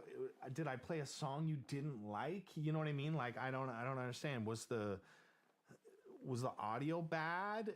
Did you have a bad time with your girlfriend? Like, I don't understand. Like, there's so many things in the universe that could make that suck for you and you alone. You know what I mean? But there's 50,000 of you out there, and I don't really give a shit about your bad fucking time. I don't give a shit about hearing about your bad time. You know what I mean? Like, fuck, man, you got to be kidding me. And then on the internet, you multiply that by 1 billion, right? It's okay, or like whatever, you know what I mean? Like, or like critics, you know what I mean? It's just like, I am so unaffected by criticism, I think, and that's a really nice thing to develop. Did you develop it, or did that just come natural? I think naturally, just like I've always been really not really part of any need to fit into anything. You know what I mean? Like a group. And that showed really early, I think, for me in high school, because you had your goths and your jocks and your nerds, and I didn't really vibe with any of that. I would just go bum smokes from all of them. You know what I mean? And just I'd be there. Not saying I was bullied and I was an outcast and I cried in my locker every day. You know what I mean? I knew how to socially function. You know what I mean? You just kind of, you got to get a bit of this and a bit of that sometimes, and flack from peers or people that are like, occupying the same space as you at that age. You know what I mean? Because I think everybody's so really bent on fitting in and fitting in with that group that's most likely to succeed at being the fucking coolest, which is pretty petty, but like, that's high school in a nutshell. You know what I mean? I played fucking all sides of the war. You know what I mean? Like, I fucking... Smart man. Yeah. Smart man.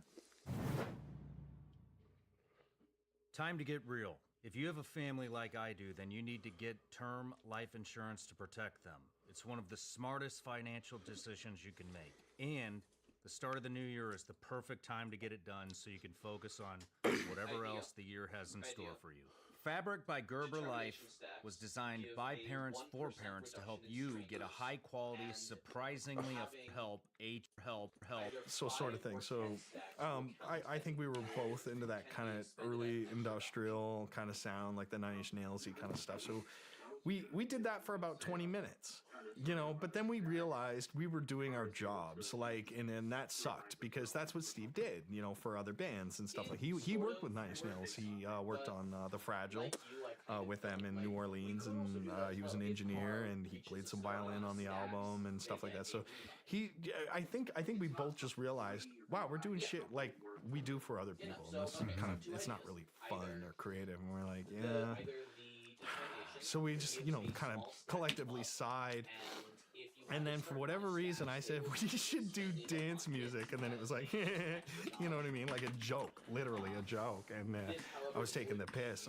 And then Steve got thinking, like, he's like, well, it's so fucking formulaic. Like, and I'm like, I know, right? And, so we're like, I don't know. It's like admitting you're going to do something, but detesting it at the same time. Because, like, honestly, it's like, as far as me and Steve were concerned, like, dance music was kind of like the ass end of the joke of, the pinnacle of where we were at with technology and music and stuff like that. Why dumb it down to a 4/4, 128 BPM fucking thing with some the same bass line over and over again? Like, we're better than that. But let's do it anyway, right? Just as a joke, right? So we did. And this is no exaggeration. We produced 8 tracks in 8 days.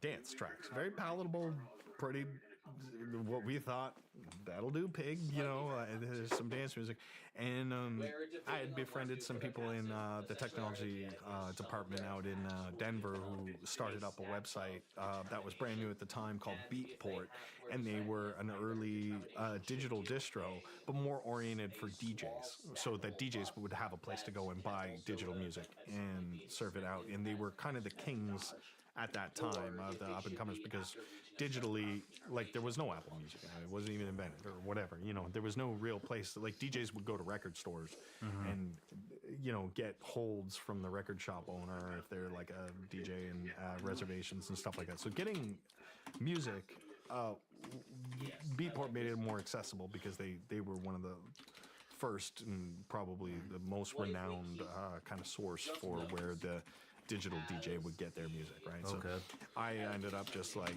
making up a record label out of fucking thin air and sending it to Tom Havens, who was working at Beatport at the time, and said, "How do we release this?" And he was like, "Oh, just do this, da da da. It's some IRC codes, and no, it's pretty easy to do." And I was like, "Oh, okay. Do I need to like sign anything?" He's like, "No, just fucking send it, whatever. It's good. And we'll do the accounting on it and all that stuff." I'm like, "Okay."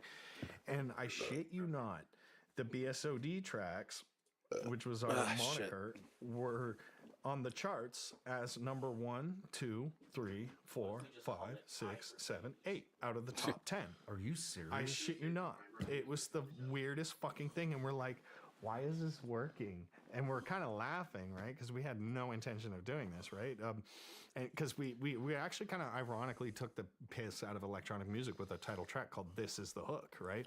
And it's this text-to-speech stuff describing about how the track should go because it was so formulaic.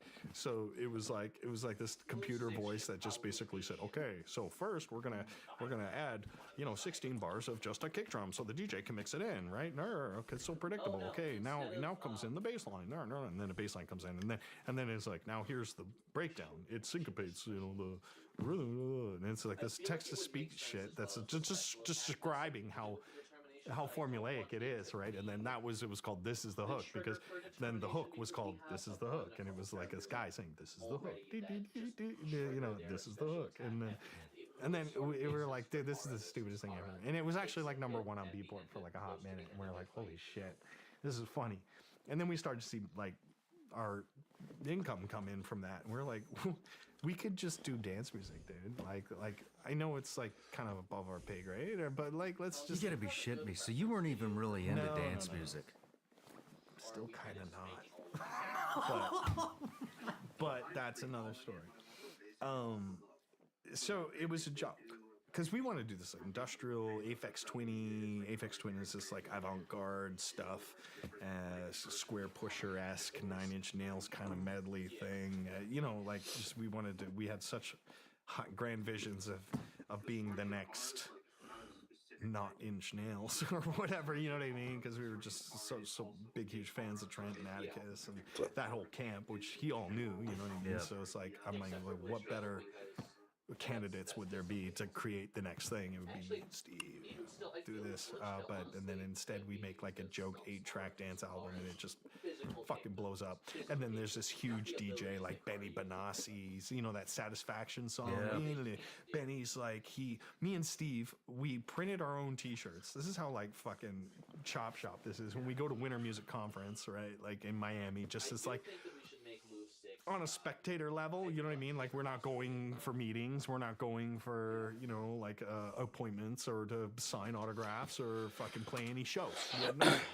We had one show just because of Steve's friend, Jonathan Peters, who was playing at Space, and we got a slot from like 4 a.m. to 4:30, or something like that, right? So we went in that capacity, right? Is this Ultra Music Festival? Yeah, Okay. When Winter Music Conference was at the same time. So Gotcha.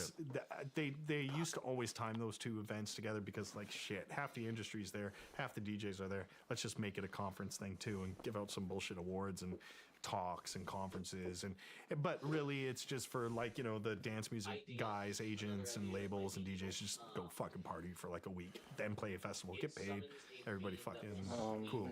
Who doesn't love Miami, right? So we decided to go to this thing, and this is like at the peak of WMC when it was like a really cool thing. So like the rally would be booked, and Pete Tong would have the rally, and the National was booked, and some Arjuna would have that, and all the labels, all the big swinging dicks, Tool Room Records, and Ultra Music, and the label, and all that stuff. So we go to this conference, and we're wearing our printed BSOD shirts, right? And walking down, I remember Collins Street, or no, when we were at the National, just like having lunch because we just managed to just blag our way into getting some passes to go into this like kind of private party thing. So we're sitting around at the table, and Benny Benassi walks by, and he's like freaking out at like me and Steve, and we're like, oh, I was like, dude, that's Benny Benassi. And I was like, he's like, oh, cool. Like we're not freaking out, but I was just like, that's really weird. And Benny's like, oh, you guys are BSOD. And I was like, yeah. He goes, oh, I love, This Is the Hook. And he says, this nicest, wonderful Italian dude, And we're like, holy shit, it's a Satisfaction guy, right? We're like, awesome, cool, man. He's like, yeah, no, I really like the song. And, Benny Benassi's playing our shit. And we're like, dude, this is so fucked up. Like, we fucked up because now we're a thing. And, oh, shit. Like, okay, cool. They're like, hey, man, yeah, cool. So we gave him some stuff. And he's like, yeah, whenever you guys do music, send it. We're like, okay, yeah, like, sure, no problem. And then Chris Lake was, a friend of ours, too. And Chris Lake loved our stuff. And in hand, Pete Tong kind of caught on to it again, too, and all that stuff. And so it's like, we're like, what the fuck did we just do? Whoops. And this is getting into the whole Tommy thing. So then BSOD is just kind of up and coming and stuff like that. But then we just kind of decided, Steve was just like, I don't want to be a superstar. I don't want to be a DJ. He doesn't. He really, honestly, truly doesn't. Like, he loves technology, loves programming. I don't necessarily want to be a big superstar. I love it too, but like, I like making music and stuff like that. Steve loves making tools that make music. He likes solving those kind of problems. I like solving creative problems. And ultimately, we just kind of stopped with the BSOD stuff for like a hot minute, and just like, and Steve is like, oh, I'm working on this new synth thing. Give me like 20 years and maybe I'll finish it, And I'm like, okay. But we still remain best of friends. It wasn't a breakup. It was just like, that was cool. We made some money and we know it works, Neat. Yeah. Okay, game on. Let's go do something else. And that's kind of when I forked off and did deadmau5 because I'm not just going to be bored while Steve's like fucking off being Steve. You know what I mean? I got to keep it moving, So, all good. All's well that ends well. So that's when I started deadmau5 stuff after that. And then he was like, oh, it's the guy for BSOD. He's the guy that did Facts in Berlin. And then same dude. Okay, cool. Let's put a mouse hat on him and throw him on every fucking festival. Fine. Then Steve was gone to LA on business because he still worked for Avid. He was an operator for a Pro Tool system that Tommy Lee bought that has no idea how to fucking use it, like himself. He has a studio at his home, and he's got an engineer. He has like Scott Humphrey and Chris Baseford, running the shit. Tommy just knows how to, and that's about it. Well, no, I'll give more credit than that. So Steve went over to Tommy's to do some op stuff, either upgrade a PT system or troubleshoot some bullshit with Scott and Chris and all that stuff. And Steve, he's not there, and Tommy's not an asshole. So it's like anyone that kind of goes into his space or his home, like you're a bro, dude. Like it's not. When they first get hit, their health will go down by a just get to work. Don't look at me. Just do what you need to do. No, they got chummy. Okay. I'm making good progress on this paper. Really, really good. Right, and he would play him some of my weird shit, not my dance music. He would play him the stuff I did, like the B-roll shit, that nobody really hears, that I just kind of do for fun, and I give it out to friends and stuff like that. And then for whatever reason, Tommy emails me. He's like, "Yo, your boy gave me some of your shit. It's fucking whack, and I love it." And I'm like, "Okay, cool. Like, thanks. That's neat. If you want more, I can send you more. I don't know what you would do with it, but whatever, cool." Like, I just didn't see the connection. You know what I mean? But I was like, it was still pretty cool. Like, he sent me this email, and I was like, "Yeah, your boy Steve." And then I'm like, "Rad, cool." So like, every month or so, when I finish something cool, I'd send it off to him and get some feedback, and then the feedback would turn into like just dumb jokes or like just stupid chain emails of some meme. You know what I mean? I'm like, okay, cool. Yeah, and then I get another email from him, and I'm living in I couldn't go to the States. I was banned. Still. Henceforth, yeah. So I'm in Niagara Falls, back at my mom's house, debating on moving to Toronto or not. And I get this email from Tom. He's like, yo, I'm playing in Hamilton. You want to come? And I'm like, yeah, threaten me with a good fucking time. Of course I'll come. So Hamilton's like, 30-minute drive from Niagara Falls. So it's just like our local thing. He's doing some Motley Crue shit. So he's like, yeah, here's Tony's number, email, just go and send him. He'll put you on the will call and whatever and get you whatever. So I'm thinking, I'm like, cool, yeah. Well, I mean, fuck it, I'll go. I've never been to a concert. I'll go happily sit in GA or whatever ticket you fucking got me, fucking chill. And so I get there and message Tony guy on my fucking Fido. And he's like, oh yeah, come to gate, I'm like, Christ. So I'm like trying to like navigate my way around this whole like idea of being at a venue, which I've never been. And then anyway, this fucking BT bleach tip douchebag looking dude fucking finds me and he's like, hey, you Joel, right? And I was like, yeah. He was like, oh, Tony. I'm like, oh, hey man, nice to meet you. He's like, yeah, come on. So he walks me in through the loading bay and just takes me into like one of the locker rooms, and it's like just draped with like fucking hippie sheets, and it just reeks of Nag Champa. That's why I discovered that shit, by the way. The incense, right? And fucking Tommy's just sitting there, and I was like, oh, hey. He's like, oh, dude. And he's like the nicest guy. Like he's that kind of dude that'll like, like if a friend brings a friend to like a dinner event because he's a good friend of theirs, like he makes everybody feel welcome. You know what I mean? He doesn't just kind of have you around as a prop. You know what I mean? He'll be like, you know what I mean? He's a really, really cool dude. I'm really envious of that because I can't be like that.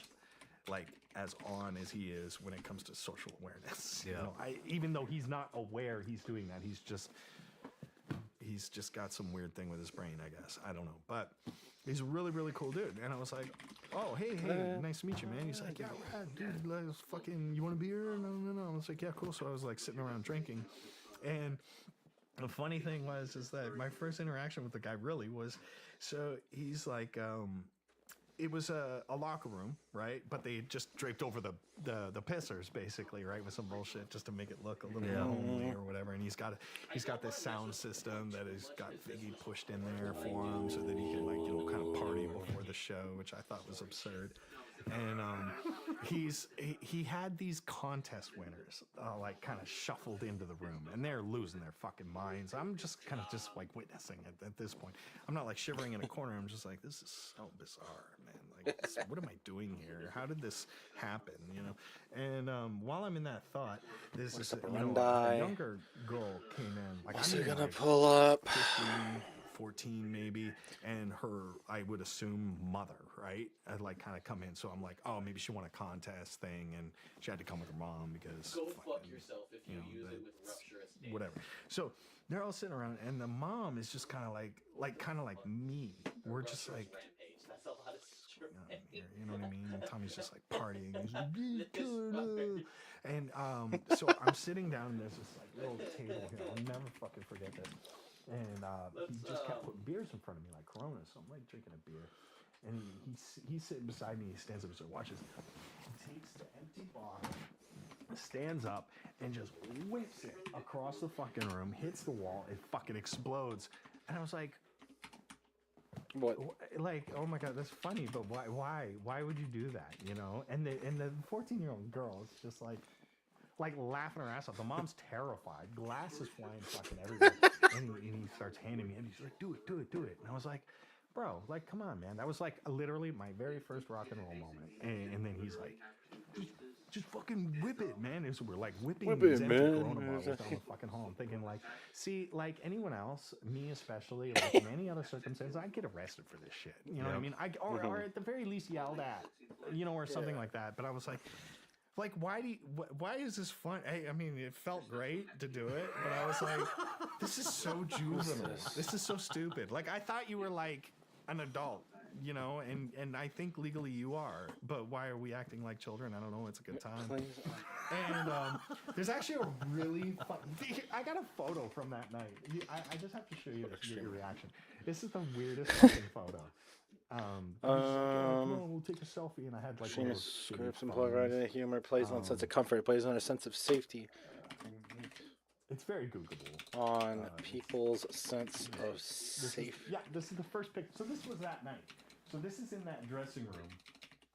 Safety. And I think I'm like 18 years old. It plays on Holy shit! It's people's so sense of weird. comfort, people's sense of safety. I gotta get that. Yeah. Screen. It allows literally Google people it. to and this is, assimilate this is, within Steve Duda. That's when we started our band. Yeah, he's a cool dude.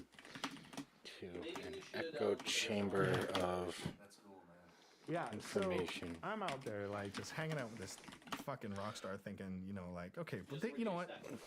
It's cool. It's an experience. Cool. And I watched the show. I enjoyed it. And then he's Far right like, extremism. well, what God, are you doing this week? man, I'm this like, is what do you mean? What am I doing this week? Like, I'm going back to my fucking normal ass fucking Parlor, life and Telegram, figuring out 4chan. This is more the music best shit, source like, ever.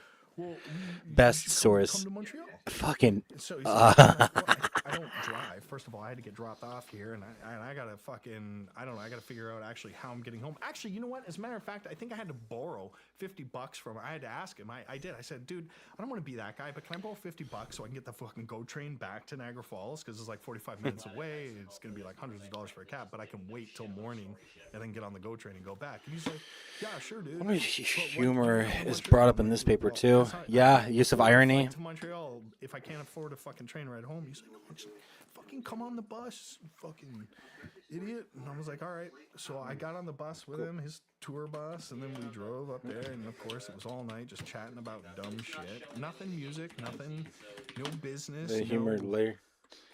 no nothing. And I was like, okay, the guy's actually kind of fun to hang out with. He's like a fucking kid. He's a really cool dude. So I ended up like staying with him for like a week. So we do Montreal, we do Quebec, well, so Canada. And he's like, yeah, I gotta go back to the States later, dude. And I'm like, okay, drop me off at fucking home, And actually, funniest story, my mother was like, so I lived off the highway. Pretty much, like, so once the highway kind of ends, you go left or right or straight, right? Straight goes into like a tiny suburb, left or right goes down this main street called Montrose Road in Niagara Falls. And we lived in like a little bungalow thing in that subdivision. So Tommy had to come back through Niagara Falls to go over to the U.S. border to go to Buffalo, right? I was like, dude, perfect. Can you drop me off? Like, just literally, like, just exit the highway, fucking, and then just drop me off, and I'm good. And he's like, oh, yeah, easy, because we got to take the QEW to go to the fucking Rainbow Bridge anyway. I'm like, oh, this works out perfectly. Thank you. So I stayed on tour. We went to a few shows, and he drops me off. And my fucking mom sees this Motley Crue tour bus fucking pull up literally out front of the fucking house because it's right off the fucking highway. Hey, later, dude. Okay, bye. Getting in the house. Mom was like, What the I don't know if I want to do it. what the fuck? You know what I mean? I'm like, yeah, it's so weird because my mom obviously knows who Tommy Lee is. She's like, you were just with Tommy. And I was like, yeah. And I was like showing her the picture, and I was like, yeah, we did whatever because he knows Steve. And then she's like, that is just, I mean, it makes sense all right, for okay. Car to have fire powers because they're one of the Get a dreamers. job now. Or whatever. Get a job It's now. just the most bizarre thing. And of course we stayed in touch, and we collaborated together. Me, Tommy Lee, Steve Duda, and our other mutual friend DJ Arrow, who works with Tommy the most. Like when Tommy does the DJ show stuff at Chester, his name is, but we call him Arrow. All started a group called WTF. We produced some tracks together. So WTF is me, Tommy Lee, Steve Duda, and Arrow, and we did some electro and stuff like that. Put that out. It did okay, and I still rock it from time to time. It's pretty fun. So every like few years we get together and fucking all go play a show together and some quiet thing or something just for funsies. But other than that, it's like mostly hangs. Do you guys still do that? Oh my fucking god. We almost did. Like where That's purely visual. Ireland. Yeah, we almost did a show in Ireland because we had Motley tour was like intersecting with the Mouse tour. Oh, so I was like, man. bro, we hung out, but I was like, we should do a show, but we would have to fly Arrow up, but Arrow had fucking tore his ankle up like real bad, like he had to get surgery and pins and shit, just walking up some stairs, something lame. and he couldn't make a flight. And we're like, yeah, all right. So we just ended up hanging out and watching the show. But man, I love that dude though. He's such a good point of reference for me because, I mean, in my space, particularly EDM, there's just so much like main character shit that I cannot fucking stand. It's like I go to shows and I'm in and out. Like I'll literally show up 5 minutes before I have to go do the thing, and then walk off, get in the car, and just get the fuck out. Oh. Generally, Yeah, no. I Sorry, I can't do that, Mayo. I'm sorry. still I very can't do it. competitive. There's always like this like Too much. compound that goes on for hours before you go on. So there's like groups. And it's party this, party that, or not party, or just, you know what I mean, little cliques of other artists. And I mean, I don't who's the know. headliner, and why am I not playing the main stage? It's just like, shut up. So I don't deal with Humor's that. learned Neither some. does really Tom. He just kind of zens out, does his fucking thing, and gets on, gets off. And, you know what I mean? And he just like, he's so blissfully happy, I guess. You know what I mean? So there's like really, he's the only guy that I think I can talk to about a lot of problems that I have with my mental health and touring and stuff like that, who gets it. You know what I mean? I could have the best psychotherapist in the fucking world, and I've done some therapy sessions here and there with like some big swinging dick MD fucking pro brain pickers, but I don't think they ever really get it. Yeah. You know what I mean? Like they go, oh, I can see that, I can sort of understand it, but this dude's fucking lived it. You know what I mean? So he gets it. So he doesn't need to have a fucking PhD to tell me, yeah, that's annoying, you know, or like that's cool, you know. He's like, he's been through it, he's done with it, and he needs nothing from me. You know what I mean? Yeah. Like, and I need nothing from him. So there's no parasitic shit between the two of us. In that aspect, I know exactly what you're talking about. Yeah, Into the space. you know. It's that- So it's like It's nice to know somebody that doesn't I'm gonna want take something. one. it really is, You and know, it's good. and you like, don't want everybody anything from needs him. that one or two. Censor If, that. if that's all you can get, cool. That's all you need. You know what I mean? People in your life where there's just a symbiotic needlessness from both sides. You know what I mean? Where it's just like, Is there a single best piece of advice maybe that sticks out in your head from him that you've really, you know, from him, that you've really don't sweat the petty pet. No, what is it? Don't sweat the petty, pet the sweaty, or something. He always says. What is it? Oh my God, why do I forget it? But he says it all the time. It's like, shut up. Don't sweat the petty, pet the sweaty, or something. I think it's a little more clever than that, but he says something like that, and I'm like, dude, that is just so on brand. would you consider him kind of like a mentor? Yeah. Yeah. Oh, 100%. And whether he knows it or not doesn't even fucking matter. You know what I mean? It's just kind of cool too. 4 because like I hours. said, I think he just I can do this in 4 hours. I normally can. No, Dynamic. for real. Like he is just he's like a pet, sort of like, but he's smart in certain areas, but just not mine. And so when he comes to me with like a gadget, oh my favorite Tommyism is Red cameras. Yeah. So I go out and I'm doing a music video out in LA, and we wanted the shit, right? And this is like a long time ago, right? So Dana White and all the UFC guys kind of pitched in for this video because we tied in a lot of UFC kind of themery around it. So it was a big deal. It was a huge production. It was like easily 7-figure fucking thing, right? And so part of that was they got the bomb squad from fucking Red to come in and bring us all this thing, and then we looked at like we were all looking over the P&L and costs of everything and stuff like that, and it turned out the operating and rental cost of one of those Red cameras was like so insane that it actually made more sense to buy one. So I bought one, and then I hired an. You're in Ohio? and fucking did that, right? So that's my Red camera now. So I'm like, holy shit, I got a fucking Red camera. I gotta fucking I'm gonna shoot all the crazy shit, right? So you know, because I get into these hobbies, you know what I mean. And sometimes they stick, sometimes they don't. But when I get into a hobby, I go like fucking full tilt. You know what I mean? It's like, oh, you like wave surfing? I'm like, yeah, fuck it. I'm gonna buy a 25-footer fucking Tiga fucking wave ripper thing, and I was like, wow, you really like that shit, eh? Oh yeah, for now, you know. Like, so I'm like that guy, right? So I was really into videography and cinematography. And photography I'm and eating so I some get this chicken way. while I do some. And I'm showing. Okay, of course, whenever Iridium, how was the we're on the phone, I'm like, hey, buddy, check thing this out. between you and the guy you asked out? Who's like one of those fucking red cameras? I'm like, yeah, dude, shoots at fucking like 4K, like 8K, like 120 frames a second. And he's like, oh, rad, cool. And then a week later, he'll message me. He's like, dude, I'm like, what? And he's like, I just got this like the GoPro, the new GoPro. It does 4K.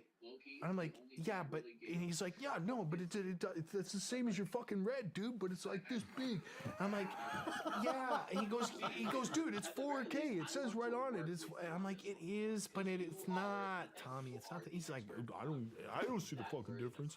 I'm like, oh my god. Didn't work out like we wanted. Damn. Fuck, bro, I love you. Shut the fuck up. Damn it. It's 4K.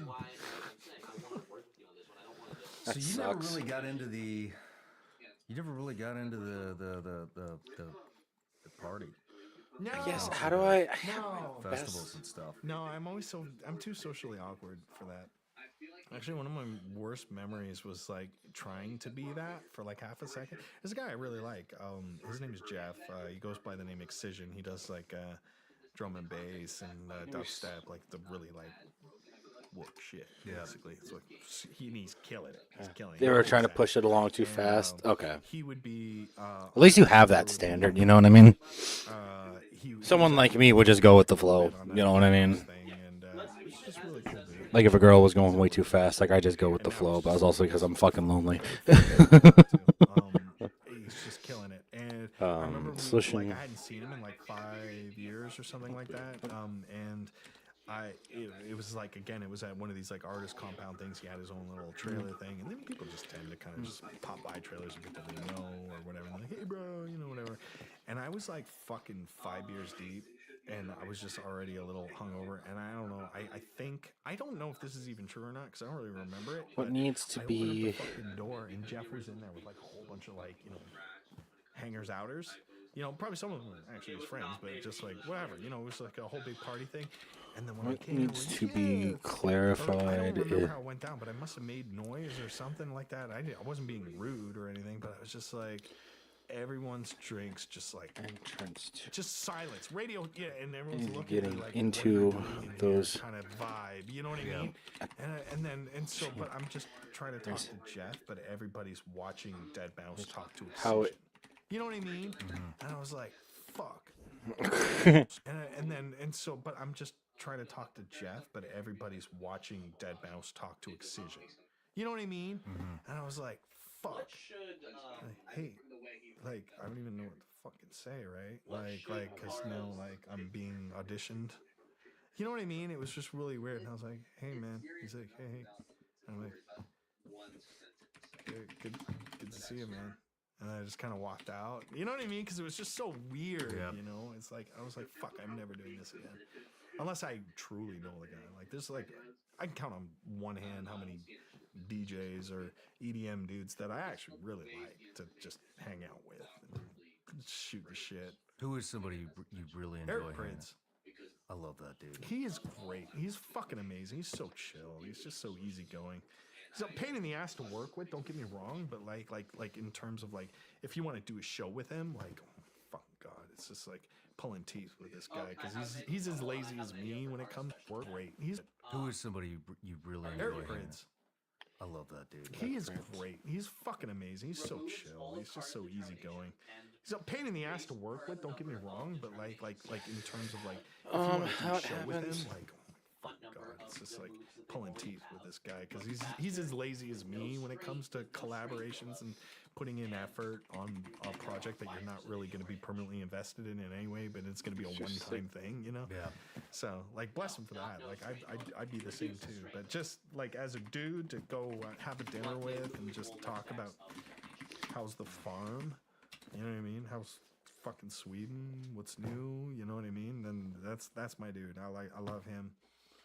Wolfgang Chamber. Gardner, another really cool dude. Like, and it's all the older dudes, cause it's just over it. Yeah. You know what I mean? It's like, so what are you working on? Like musically, you know what I mean? Like, what's your next move?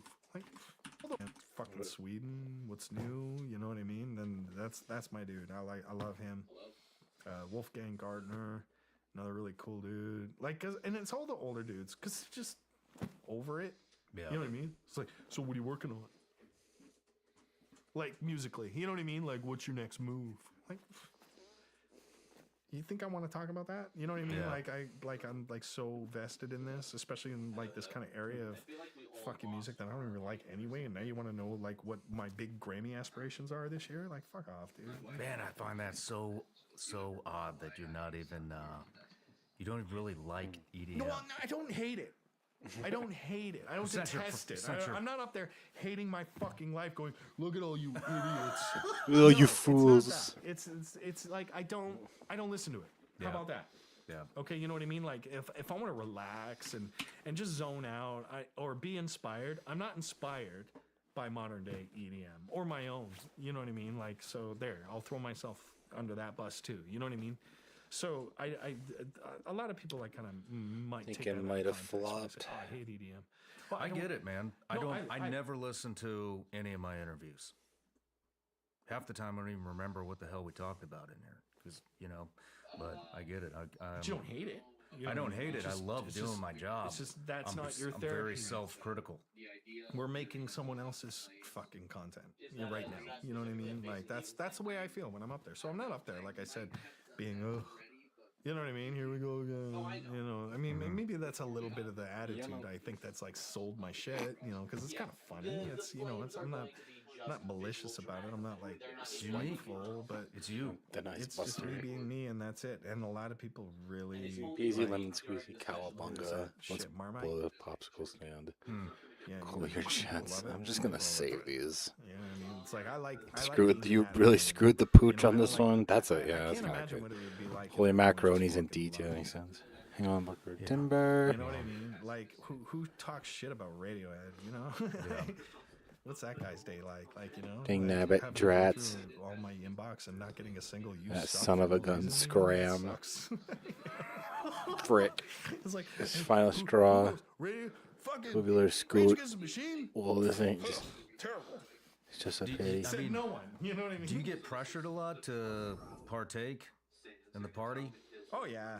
Oh no, not on site, not at the workplace. Okay. And by Why I workplace, oughta. mean the music festival and all that shit. No, I'm nowhere near that shit anyway. And even if I was, you know what I mean? Like, but like, if I'm dragged out to an after party, you know what I mean? And then there's some shit going on. And there's fucking lines all over the fucking place, and they're like, "Hey, bro," and I'm like, "Nah, I'm good." I can't. Yeah. I can't for health reasons. Like not that I want to, and it's just the doctor said no, and you know what I mean. It's just like, I can already. It's like going to Burning Man. I don't want to go to Burning Man ever. You know what I mean? Not because it's the trendy thing. It's no cultural hate thing. It's just like I don't want to be dusty and hot and not have a shower possibly. You know what I mean? I don't want to get accosted with good vibes. And you know what I mean? That's just not my thing.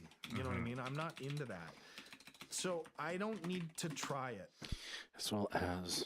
You know, because I have a very clear image in my head, very clear. It's almost like blind faith, like a Christian thing, like God is totally real.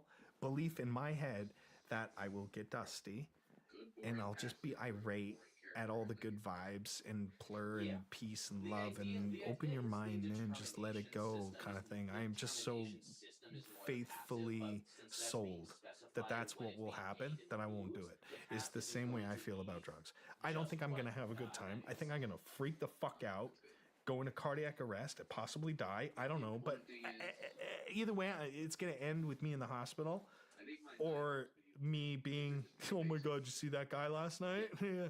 That's how I feel about partaking in the party scene. You know what I mean? So, but I mean, I'm happy to go hang out and have a good time. If people are having a good time, if they're playing some really great techno that I really love, and it's all like hanging out, having a fucking beer or two with some friends, absolutely. But when it comes to like, you know, just I fucking, think that move 5 should be okay, depending you know, on being in how some many fucking times opium you den with a involve fucking shitload of drugs saying this is going to make you feel so great. I don't think it will, so I just don't. You know what I mean? I know it Yeah. says many. Maybe I mean, just last don't night you had know mentioned that or you some exploding knife. that a lot of people think that you're An an alcoholic. alcoholic.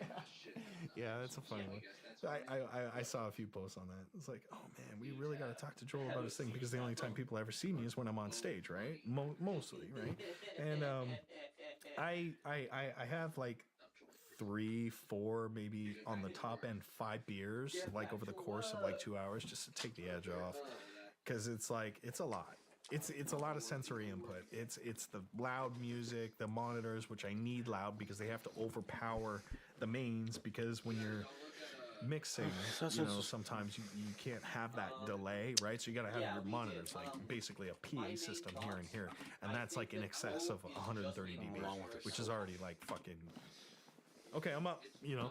And then, you know, you got all these people looking at you, not hoping for you to fuck up, but just like they want to hear your shit, but you don't want to fuck up for them. So there's pressure on that. And so it's not like I assume everyone out there is judging me. I think everyone's out there to have a great fucking time and be with their friends and enjoy the music. So having said that, you know, you don't want to disappoint that many people. Yeah. Or make a complete ass of yourself, or fuck up, you know what I mean? It's like, well, wait, why are you even in this position? You know, so it's a lot of, it's very punishing on yourself, and a lot of it you're doing it to yourself. It's not even the audience, you know what I mean? I've never had a boo, fuck you, you know what I mean? Yeah. A resounding boo, fuck you, anyway. But a couple drinks help, and so like I'm just, that's part of the show, is me having a fucking Corona all of a sudden, and like, you know, not all of a sudden, but just over the last like 10 years, it's like, oh, this guy drinks a lot. No, just when I'm on stage. Then after that, then I pee, I get in the car, I go home, I go to bed. I don't go to the after party and That's down the a bottle routine. of Jack. That's got to be a rarity. What? That routine, No. not No, I don't think so. partaking, going I don't home. think so. You don't No. think that's a rarity? No. Do a lot of guys do that? I think a lot, like maybe the older dudes, you know, probably. Oh, don't get me wrong. When I was in my 20s, my first fucking tour, holy shit. Yeah, no, it was that. Let's go to the after party. Let's do this. Let's do that. And it was just alcohol and then hangovers and fucking, yeah, it was rough, dude. Yeah, my first or second tours were like exhausting in the sense that I went hard, but then I just like, okay, this year I'm not gonna do that. How long did that take for you to? 3-4 years That's it. to calm down. Man, that's not Yeah, long. well, some people don't. Like long. I know Steve Aoki still fucking. They can just attack while I'm they're like, being I don't know how you do this, dude, but he works out and shit. He's pretty fit. Like I don't. Yeah. So there's that. Let's go into. I want to ask you about how the mouse head is developed in the since its existence. Since its Not debut. not much. It has not really changed. You know what I mean? It's not like an evolving art project. It's just like I built new ones with just like different looks to them, just because like the other one got fucking destroyed. What do you see when you put it on? What's in there? My fucking nothing.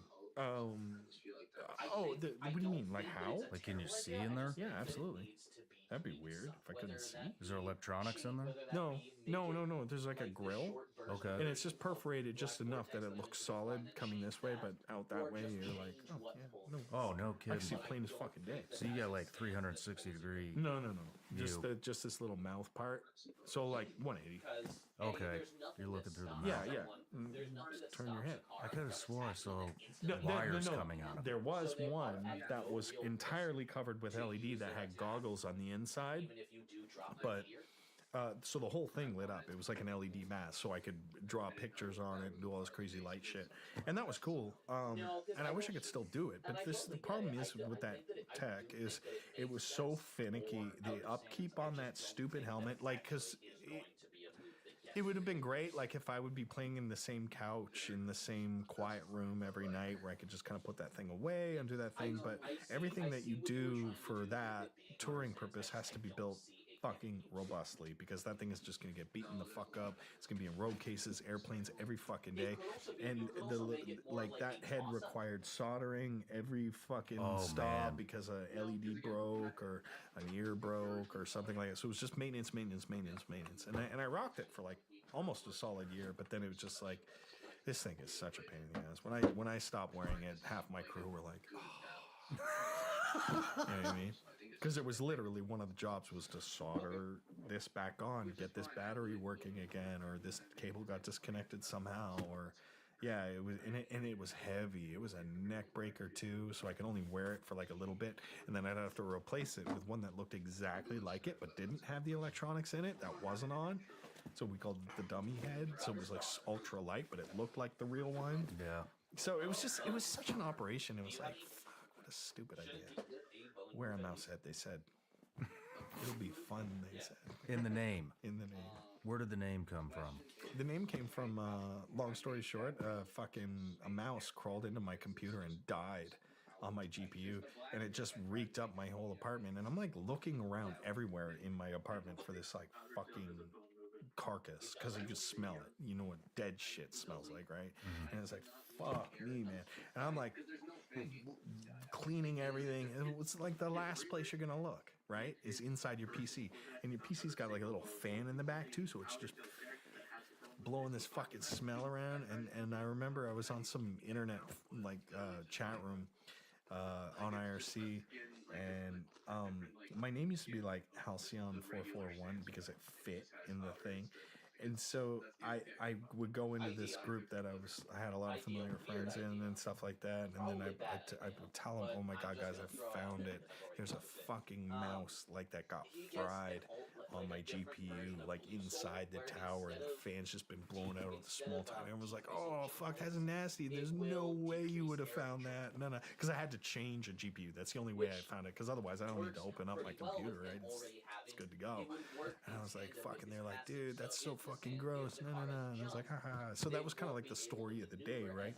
And I remember leaving the room or whatever, and then going back the next day, like, because I was also programming for a company called Robust Tech, so a lot of the employees would be in there or whatever, and there was a lot of transients in that channel too, like meeting people that would just like log on, log off, see what's going on.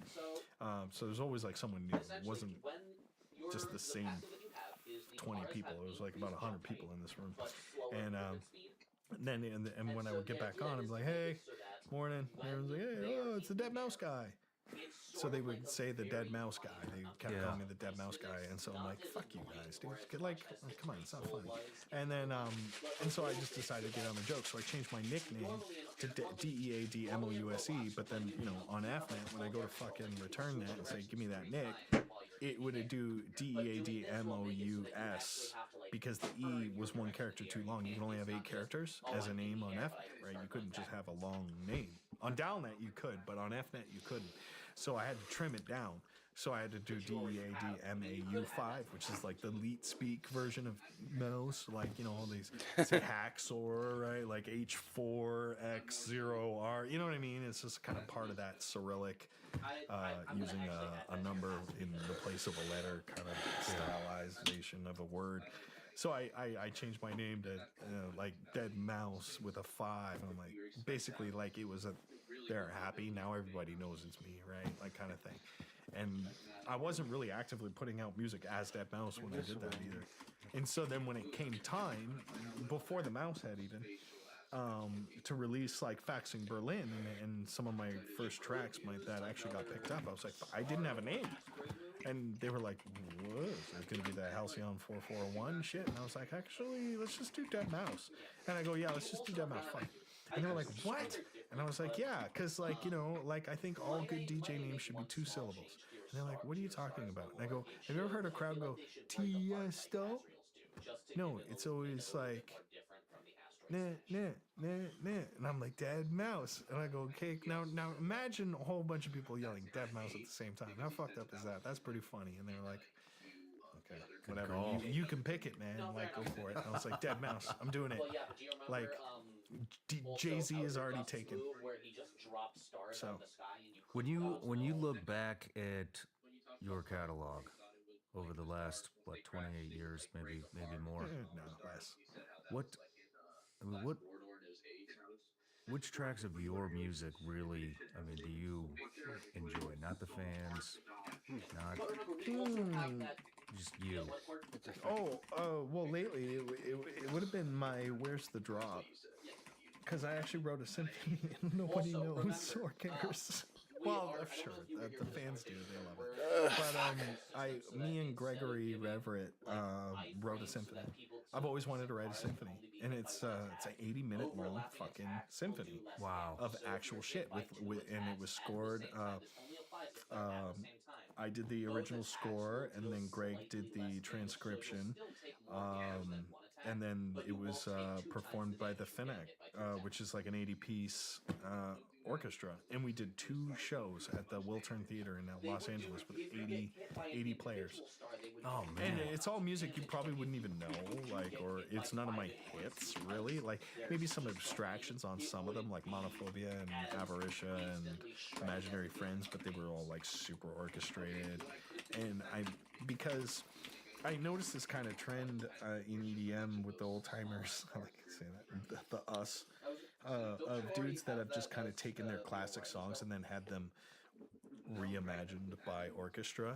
But then when I would listen to them, they're the same tracks, and you go like it's kick drum in it, and it's all very syncopated, and it still sounded like a dance track just with a really good string section in it. And I was like, nah, I think this needs to be like an actual fucking symphony.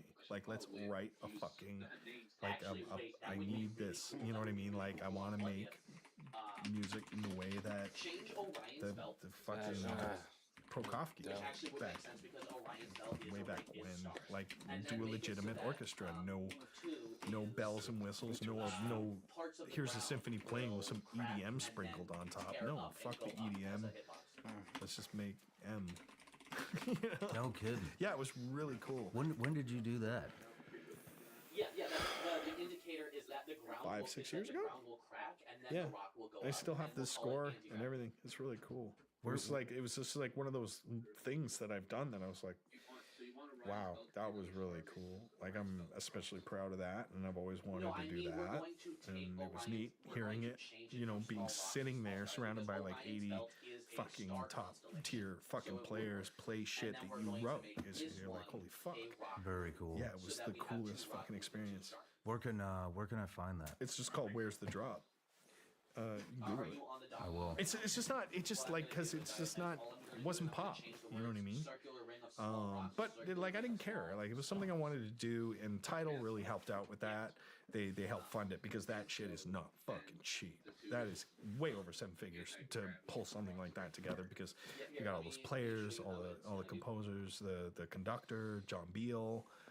He was amazing, and yeah, it was a whole lot. Yeah, we rented out East West Studios and fucking did it in their big room, you know, where they do all the major film scores and stuff like that. Oh wow, that's Yeah, it was amazing. really cool. So I got to sit through and listen to that, and I was like, okay, no, that's it. Like, I'm done. I've musicked. You know, yeah, that's what I took away from that. So that would be it. Not so much me just kind of like toiling around in my own personal studio space with my computers and stuff, and just kind of coming up with shit. It's fun too, but it's just not the same as working with a team of, you know, people and being respectful of that space to do it exclusively in that space, not force fucking my shit into it. You know what I mean? Like saying, here's a whole bunch of EDM. I just want you to be like an accompanying thing in the back so that I can say that I did that. You know what I mean? No, we're doing this 100% They'll go up kind of traditional slowly, so there's a chance that pen and once, paper if you fucking get That's could amazing. end up do it. jumping into Yeah, the it was cool. Development of When you are making your music, do you know what's going to be a Yeah, hit? that too. I really don't. No. My biggest hit, And them I having almost the shit canned. ability to- I did the guy. There was a guy at Mousetrap that was working for us named Harvey Tabman. He was my tour manager for like a little bit. I wrote Strobe in a fucking hotel room at the Great Eastern Hotel in England. I had my computer and everything, and I just kind of did that track, and then I just basically kind of packaged it together with 5 other things that I just went, here guys, listen to these. What's the take, or what are we doing here? And I had my money on this other one or something, and Harvey's like, oh, I fucking love this one, this Strobe one. I'm like, yeah, no, I'm not doing it. Nope.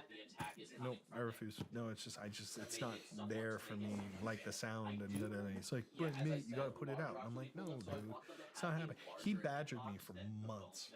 And then finally, when we had to get something else out that I literally ran out of options, I just gave in. I was like, fine, Harvey. And then we put it out, and it just became my biggest fucking track. Like, short of Ghosts and Stuff. Which was also written in the same hotel room, actually. No kidding. Yeah. That's why I called it Ghosts and Stuff, because allegedly that hotel's haunted, and my door kept opening. Sorry, and I arbitrarily, like, I'm like that. I Love Lamp. That's how I name tracks. You know what I mean? Like literally, if I were finishing a track. Sorry, and I arbitrarily, like, I'm like that. Short of Ghosts and Stuff. Which was also written in the same hotel room, actually. No kidding. Yeah. That's why I called it Ghosts and Stuff, because allegedly that hotel's haunted, and my door kept opening. Sorry, and I arbitrarily, like, I'm like that. I Love Lamp. That's how I name tracks. You know what I mean? Like literally, if I were finishing a track right now, I'd call it Fanda. No kidding. That's it. Just done. Kick it out the door. Okay, there's the name. And not like named after some natural disaster or poisonous animal, which seems to be the fucking trend in EDM. What's it called? Tsunami. What's it called? Tarantula. What's it called? Viper. I'm just not that pretentious, I guess. But what's it called? It's called Shitfist McGee. I don't care. Just put it out. It's called Shitface McGee. I don't care. Pull it out. Put it out. What's your newest Grammy nomination for? Me and Cascade for a KX5 album, Dance Album of the Year. It's pretty cool. Neat. I don't know what to say. I mean, like, I get it. Like, it's nice. I think it's more for the fans than it is for my personal satisfaction. I remember actually I had a really funny conversation with Trent Reznor about Grammys once, and I was just like, he was up for, Emmys or Grammys or some Golden Globe. I don't know, some bullshit. He did Gone Girl soundtrack, right, with Atticus Ross, and it's like still like one of my favorite soundtracks. And he was up for like either a Grammy or some fucking thing that you get in Hollywood for doing a thing, right? One of those. And he was I was talking to him about some other unrelated shit, and I knew he was up for the thing, and he didn't win it over some other bullshit, right? Like, or whatever. You know, I'm sure it was bullshit, but just like he just basically didn't win it. And I remember saying to him, like, yeah, but I mean, come on, man. Like, fuck, you've done so much. Like, do you really need a shiny piece of fucking plastic to validate your position in what you fucking do, dude? Really? And then he went, yeah, I fucking do. Because he worked so fucking hard at it, you know what I mean? Like, and that was like his thing, and I was like, I was not expecting that fucking answer from him at all. I was just like, holy shit. I was like, okay. I kind of get it, because I did feel that way once or twice when maybe my 3rd or 4th nomination, and then just decided I'm not even going to show up. Because it's the same batch every year, and it's the same batch this year too. It's the same shit, and I'm like, I think we all know how this is gonna play out. So, but cool, it's good to be recognized. You know what I mean? I feel good that, like, hey, I'm still getting nominated for these fucking things, which means I'm still doing it like kind of okay. You know what I mean? Like, I'm not like falling off and pigeonholing myself into the same sound that would just stagnate my shit back into obscurity. You know what I mean? Yeah. Like that's a really hard thing to do as an artist. I would imagine is being able to keep it up. You know what I mean? Like, because a lot of guys will come out with some really great ideas and have these original hits and just come flying out of the fucking gate. 2 years. Ooh. Yeah. You know what I mean? Yeah, there's a lot of that. It's not the act of making that hit. It's the act of being consistently doing things, and that's not even just music. Because I do so much other shit, even now outside of EDM, so that when my music career just decides to, I like to say I'm only ever one tweet away from ending this. It's, you know what I mean? So you got to keep that in mind, and that's not just for me. That's anybody. You know what I mean? You're only ever one tweet away from ending your fucking career. So keep your ancillary fucking ports open and your interests vested in all sorts of things. And you know what I mean? Sample PDF. Not that I'm planning on something, but I just mean, it's just I like the idea that my house can burn down. Order a copy. Just move over here. You know what I mean? And then just go somewhere else. Yeah. Or do something else or Well, whatever. I mean, you have a lot of QAnon. other interests. Offline. Yeah, software, technology. I'm in the beverage space apparently. It's fun. How did that start? Just some buddies from Toronto, local dudes. We're like, hey, we're starting a drink. You wanna invest? Hey, well, okay, that's not really a big ask, like it's not a big huge commitment for me other than my brain just don't fuck it up, I went in with them and they rocketed it. They are such businessmen. I'm not. Like I've got a brand and I've got like aesthetic and Shit, I'm starting to lose steam. Oh fuck. Nah. The whole point of the variety thing, we want it to like mix and match or whatnot. Well, like interpretation probably gonna be best for them anyway, but yeah, but that's kind of the whole point of the ice. You don't really want exclusive. I'm just gonna have to tell them some of these are paid for, or I need to pay for. And I'm not doing it, so I'm not gonna have as many resources as I ideally want.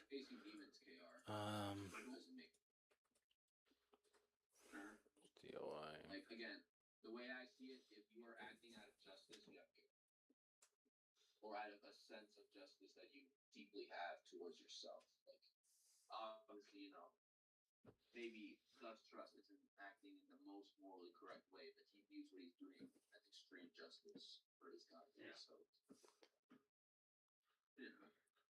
I think doesn't that mean that Underfell shouldn't get KR? I don't know. That's a good question. Like I have to really like search far and wide for this, like for these fucking papers. And it is it's such a pain in the ass. Like it's He's still complaining about like how the humans, like what the humans did to his people, so he's still acting out of justice. I don't know about a genocide person. Actually, that could be a part of his passive. He doesn't do because we're Give me a moment. I'm gonna get some water. stuff like that. So I lent them that and those kind of social networking things that need to happen. But yeah, they killed it. They're distributed all over fucking Canada and the States and everywhere now. I'm like, wow, you guys are really doing this. What is it? It's called Cocoa Vodka. Cocoa vodka. There is It's a like power difference between the two of them. what it sounds like. And Coconut flavored vodka. it was mostly Got it. just Nice. And apparently it's pretty good. tea. I mean, I like it. Like, but like I like eating dry iced tea mix. So what does that tell you?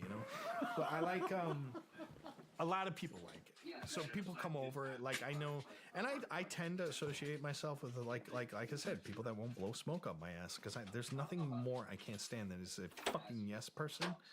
Like that just like prove me wrong, educate me. You know what I mean? Like don't just say you're wrong and then say fuck you and then walk out. I just mean like contribute.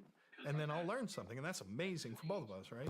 Because you get to correct a fucking dude who, is that, and I get to learn something, and that's cool. So, like, again, but even when it comes to video games, like the taste of like what games you like to fucking play, you know what I mean? I like to tell someone I play fucking PUBG, and they're like, dude, that game's fucking trash and you should put that. And I'm like, yeah, and then we can have a conversation. You know what I mean? So I don't surround myself with like, oh yeah, guys. You know what I mean? So, and those people, like I said, I've given them this stuff, and they're like, yeah, it's pretty good. Like I like it. Can you get me a case? And I'm like, okay. So they're doing it right. How long? When did that start? 3 years ago. Oh, right on. Yeah, yeah. So they've been at it. Like their definition of they can peel oranges in their fucking pockets. They're like grinders, dude. Yeah. They're out there. But that's cool. Man, I got to tell you, that's refreshing to hear that you don't surround yourself with a bunch of yes men. I mean, I feel like There's lot some of people do. That well, some people that's the validation they need. I don't know. I think everybody just wants. You some- appreciate that. You appreciate somebody calling you out. No, well, within If it's- reason, if it's- if, if it's- it has substance, you know what I mean. If it can be empirically backed up, you know what I mean. Like I said, like I love criticism too, but I don't love you suck. You like constructive criticism. Constructive, but not even constructive. Like I'm saying, hey, I need a fucking 20-page essay, and then I'll take you seriously. No, I just need a point. You know what I mean? Like something like empirical. I'm very empirical based, you know, in terms of like, Again, in a perfect world, I would actually have the country literally. I don't know, you say that, but why would you say that? You know what I mean? So there's a lot of like, and maybe I'm kind of crusading in such a way that's like, there's a lot of tutorials on like YouTube and stuff like that for dudes that like, you know, kind of poise themselves as professionals, and maybe by qualification it says, I once got paid for this, therefore I'm a professional, or I don't know where we draw that line nowadays with a lot of this kind of noise that you see on social media of I'm a this guy, I do this, and I'm not saying I need to see your credentials before I take your fucking opinion, because you don't, like, you could be smart without having done anything. And a lot of people are like that, but there's a lot of tutorial stuff where people are then kind of enforcing that education on other people, and they're like, basically, I don't know what this does, but you should do it. Yeah.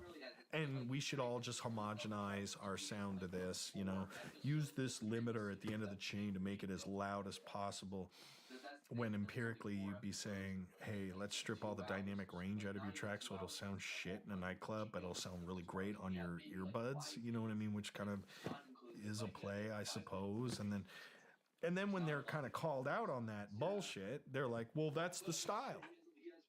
I'm like, well, you can't fucking argue that. You know what I mean? It's like you know, remember they were like, our black metal was recorded through a fucking headphone. You know what I mean? And it was done stylistically that, of course, it's empirically wrong.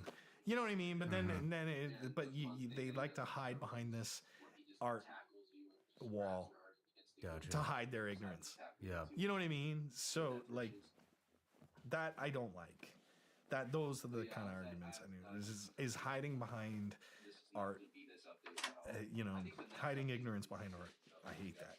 Because there's such a shield you can fucking throw up in front of anything these days. You know what I mean? That could just invalidate anyone's justified opinion over yours. Yeah. You know what I mean? So it's like saying 1 + 1 is 3. What are some things that you struggle with that bother you?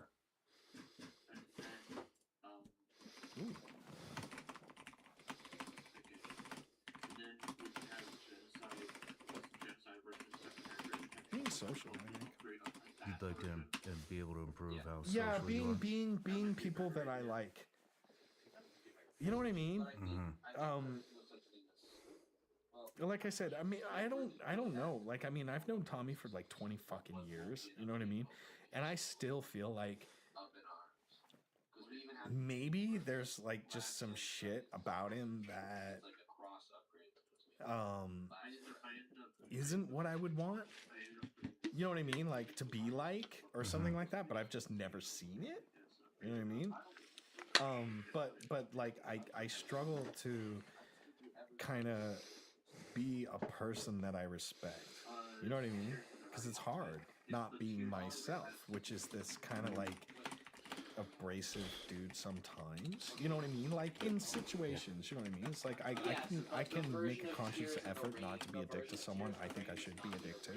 You know what I mean? Like I can behave like that. That's fine. But I sometimes can't. Yeah, it just ended up being disbelief stands. I don't know if that makes any sense. I can't. Everybody wants to be No, there's a different original version.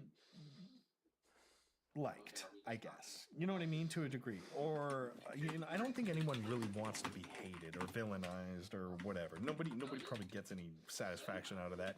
If they say they do, it's just because they've just gone so far down that fucking road. That's all they know. And you're like, okay, I think I like this. I'm a bad guy. Look at me. I'm gonna go to Mars. You know, like whatever. As a But back it up. like it's just really hard to constantly put myself in a headspace where I should be like someone I respect when I'm dealing with an unknown person. You know what I mean? That's Yeah. tough. It's hard not to be yourself. Yeah. Do you? I mean, how often do you? How often are you? I don't know how to fucking ask this question. It is weird. I think I know where you're going. Yep, it How says, often do you find according to yourself according to not the being yourself, Undertale AU not being fan- true to fandom, yourself, not being it who you is- are? Tears in the Rain is just not that Disbelief often. Sans, Not and that it often, is because Snowden. I've made a point to be just so recluse, you know what I mean? And I avoid people. Like I avoid them at shows. Not Yeah, like that is just Tears get in away the from me. No, I just mean like Are you avoiding people or certain situations? Also, apparently he's wearing certain situations with people. You know what I mean? I guess. Mm-hmm. I don't have the best empathy at all. You know what I mean? I don't know what it is. I can admit that, you know what I mean? There's a lot of people are like just like totally virtue signaling on how they feel for everybody and this and that and oh, this is why I'm so nice is because I understand this. That's because it's too early to Sometimes consider. I just don't get people at all. I don't get I don't feel Fuck. that same kind of It's like just bummed outness that you would feel if your cat died. You know what I mean? I can relate, but I can't be as sad as you and fully understand you, and that's why we wouldn't get it's along called at that because time. You know what I mean? genocide Yeah, because it's I So do. that's weird. called that You don't take because other at that people's. point You don't in time take is on the not baggage belonging into genocide. that I other people can't. have. And it's not because I can't. I'm not emotionally equipped to deal with. I just mean that like, yeah, this is really deep. Yes, it says it's Because I've never really thought about that much to prove my fucking point. But yeah, I don't really empathize as much as people would want you to. I'm not saying I'm like totally devoid of empathy. Yeah, I fucking no. I've been in relationships and I've been through, you know, family tragedies and stuff like that. And I've always felt like I was the guy who gave the least amount of fucks. You know what I mean? Like, but I mean the least amount of fucks, not like in the world. Like I'm like cheering that I get on. what you're saying, man. You know You're what I saying, mean? You're saying you feel guilty because you don't feel guilty. And then they're like, well, that's kind of a form of empathy too. But yeah, but it's different. I guess in You know what I mean? Pastor's route, I guess you I could do. consider the core Because I remember getting called out for that once. I'm probably gonna catch shit for this, but like I remember my grandma's funeral. It was like everybody was like, you know what I mean? Well, fucking funeral. It's a bummer, you know. Grandma's dead, and we were, me and my grandmother were the closest, right? She's the one that got me into computers, and she bought the Atari for herself so we could go over and play it and stuff like that. She was the one, right, that kind of got me in there, right? So, and I was like, I remember being at the service, and I'm just like. And my sister actually kind of gave me the what for. You know what I mean? Like, why aren't you?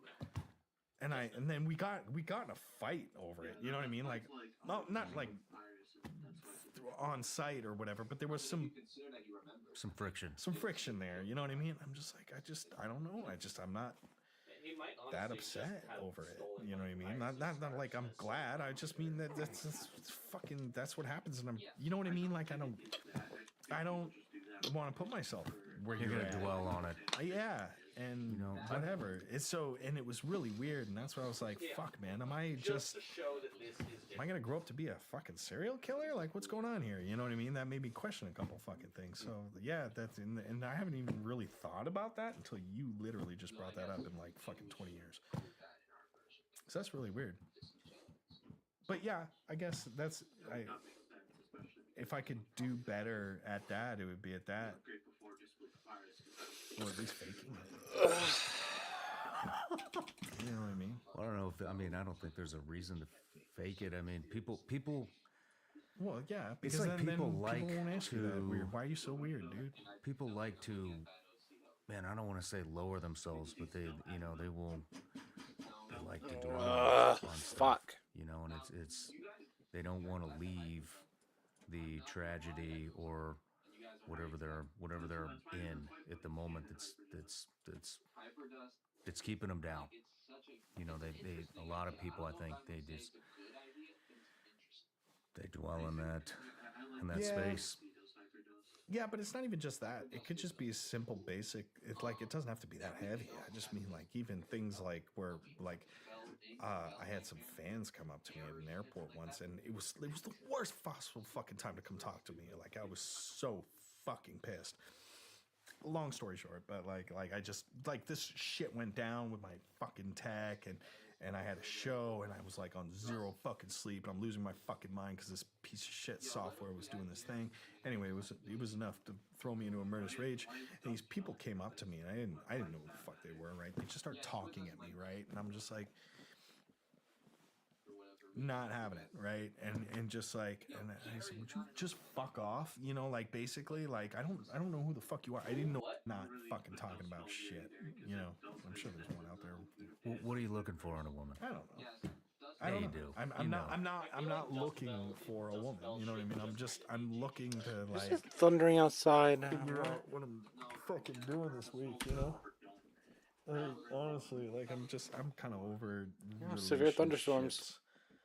because I don't have that capacity to be the 50-50 kind of fucking thing. You know what I mean? Because it's like, way.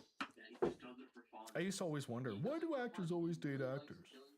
Why do musicians always date musicians? I'm like, I kind of got that now. Not that I want to date an actor or a fucking musician. Been there, done that. Fuck no thanks. It's just crazy. I don't know. Yeah.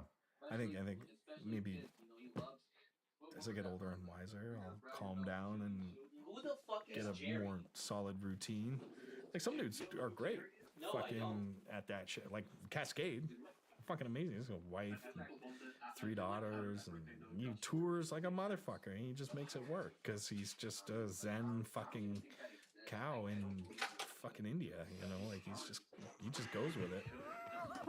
He's all good, but me, I'm just high octane stress and travel and then thinking of my next like kind of You know what thing, else should you go in know. Bad OC Hell? When we talk Observergaster. About That should go in kind of Bad the, OC. I want to ask you how you handled the come up It is in, though. when It it is, comes though. to fame.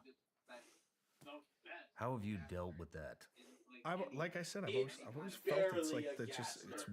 weird. It is Like I was feel really real? off put by somebody coming up with me and asking for an autograph, not because it was inconvenient to me, because I can't relate. I don't know what it is with me or whatever, but I don't care who it is. I mean, of course, I respect people and I like look up to people that The fuck you mean he's not a some gaster? people that are like really brilliant in an area that I only wish I was a fraction of, or talented in music and that. But I don't think I have ever had that so much of a feeling that I wouldn't know how to control myself think it's if I was near them or was locked in a room with them or a chance to meet them and shit like that. I just don't get it. And I think maybe that's the same part of your brain that the empathy thing. I don't fucking know, but I would have imagined that, like, say, meeting Trent Reznor at Mel's Diner in fucking LA would have been like this big, I've waited my whole life for this moment thing, but it was literally, honestly, just diluted down to 2 fucking nerds eating shitty food at Mel's talking about fucking how Twitter sucks or something. You know what I mean? Like, it's just, it wasn't anything. It wasn't like, you know, me looking into his eyes and thanking him for inspiring me to be this. You know, it's like, and it was because I just like, people do that to me all the time, and I'm like, and I'm not saying I'm gonna spare you that. I just didn't feel compelled to do it. You know what I mean? It's just like, I don't think he personally picked me, you know, and then decided to start a career so that he could get me where I needed to be. You know, that's a weird way to think about it. You know? Yeah. Because that's how I would imagine it would make him feel if I said that. You know what I mean? And it's almost the way, but you can't be rude. You can't tear people down by saying nothing to like I do meet and greets. Like I can perform like socially with people. Like I can deal with a fan. That's fine. You know, in the right setting, of course. Not when I got my dick in my hands at the fucking urinal and a dude comes up beside you. He's like, "Hey, bro, I really like your fucking music," and then you turn around and go, "What?" You know, like that's fucked up. Like there have been some weird shit things like that. But in the right setting, at the right fucking time, read the fucking room, you know, and I'm approached and says, "Hey man, you know, I'm a really big fan, you know, and I do this because of you." You know, and I'm like, that's heavier than you know. You know what I mean? To put on somebody. You know what I mean? I'm not saying I'm gonna yell at him. I just go, "Oh, cool, man, good. Well, you know, best of luck. Just don't go getting better than me." You know what I mean? Like whatever. You know? You play it off, but like I truly don't know how to respond to. The direction that he's facing in the spectation. I do this because So of you. he's moonwalking right You know what now I mean? for me I don't because know I'm how to deal with that. I'm not saying nobody should. This is so I do funny. not. I am not emotionally equipped to deal with like praise or anything like that. Like I've done some supernatural thing that you can't do. You know what I mean? Because I'm not. You could totally do this. Anyone could do it. It's just I am that fucking weird anomaly that did, you know, like, and lucked out somehow. You didn't quit. Didn't quit, yeah. Not much, actually. But by that logic too, if you're saying, well, if everybody fucking, why aren't we all, you know, like fucking big I think the EDM funniest mouse concept headband has to DJs? Well, I mean, everybody's got a gift. You know, Do you believe it's, that? I Has do, to be the, 110%. I Really? believe that. I believe everybody has something that they're good at, but I think that Kill I think yourself, it takes, actually, right I now. think it takes I think the drive funniest one is the and Spanish dedication soap opera and tale. time to develop it, and most people don't. They're not willing to put forth the effort. Half of them never even fucking discover their gift. Then when it's given to them and they do discover it, they're too fucking lazy to develop it. Okay, well, that's fair. That's kind of like Schrodinger's gift, though. You know what I mean? Yeah. Yeah. So I guess that's 50-50 on the argument that everybody is. I mean, and then there's the risk too. You know, there's the risk. They're not going to take a lot of people aren't going to take the risk. I mean, that's just entrepreneurship 101, right? If you're not going to take the risk, Yeah. then you're not going to get the reward. Oh yeah, no, I mean, my risk was quitting at SIT. Holy shit, I quit a full-time fucking job with, you know, pretty decent benefits and stuff to just say, fuck it, I'm gonna do music. Nobody does that, man. Nobody does that. Well- Very rarely. And when they do, it's not every one of those is gonna come out. You know what I mean? Like, That's why it's a risk. yeah. Fuck, then that's what I just don't know what to say. When anyone's like, "What advice can you give me?" As I'm just starting my journey, what advice would you give me? I'm like, dude, I do not want to lead you down Yeah. the path to glory or the rest of your nightmarish life. You know, like I don't know, dude. You know, Yeah. like that's like, again, that's so heavy too. Is that I get the lightness of the question. Hey, if you had one piece of advice to give a musician, what would it be? I'm like, dude, this is dangerous. You know what I mean? Like fuck, man, quit your job and do it full time. You know what I mean? But then, you know, like, I mean, it's a lot of the advice, you know, that I think people just don't. Some of it's so simple, you know. The advice to success can be so fucking simple. It's shit like trust your gut, man. Yeah. Fuck what everybody else is saying. Do what you want to do. Do what you believe is the right thing. get you a know, good and lawyer. nobody does it. Nobody does it. For 3 hours. I'm almost done. I just need. You know, I need. but on that note, let's take a quick break. When we come back, we'll start digging into what you're doing now with your new companies. I've spent more time this stuff. I guarantee it.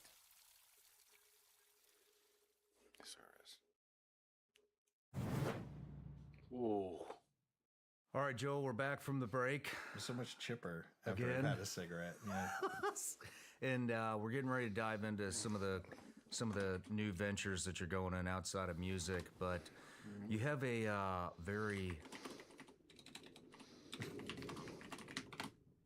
history. You have a nice legal career. Yeah. Well, no, my lawyer does. That's for sure. What? Well, I've gotten in shit, but not like dumb shit, like criminal or shit I didn't bring on. But it's just like the mouse logo was. I guess Disney had a huge problem with that, but not until like after 8 years of me actually using the mark. You know what I mean? So even the trademark office is like. But you could have contested this a decade ago. Oh, you just waited for him to get big, and now you're. Now you're scared, you know what I mean? But I mean, we're also talking about a company that's been known to sue daycares for painting their shit on their wall, you know what I mean? So, I mean, I'm all for that go get 'em, fuck you, don't touch my brand really getting a attitude, but fucking that was a bit flash excessive. storm? Their big point, their problem was basically confusion. They didn't want people confusing me for Mickey Mouse. That was their biggest home run, you know, that was the. You know, we don't want people thinking you're Mickey Mouse, and you don't want people thinking Mickey Mouse is you.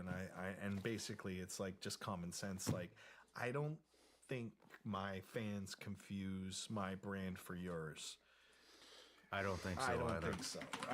But we have to prove that. So we had to do like literally they went out and did like kind of like surveys and stuff like that, like kind of almost man on the street sort of. Do you know who this is?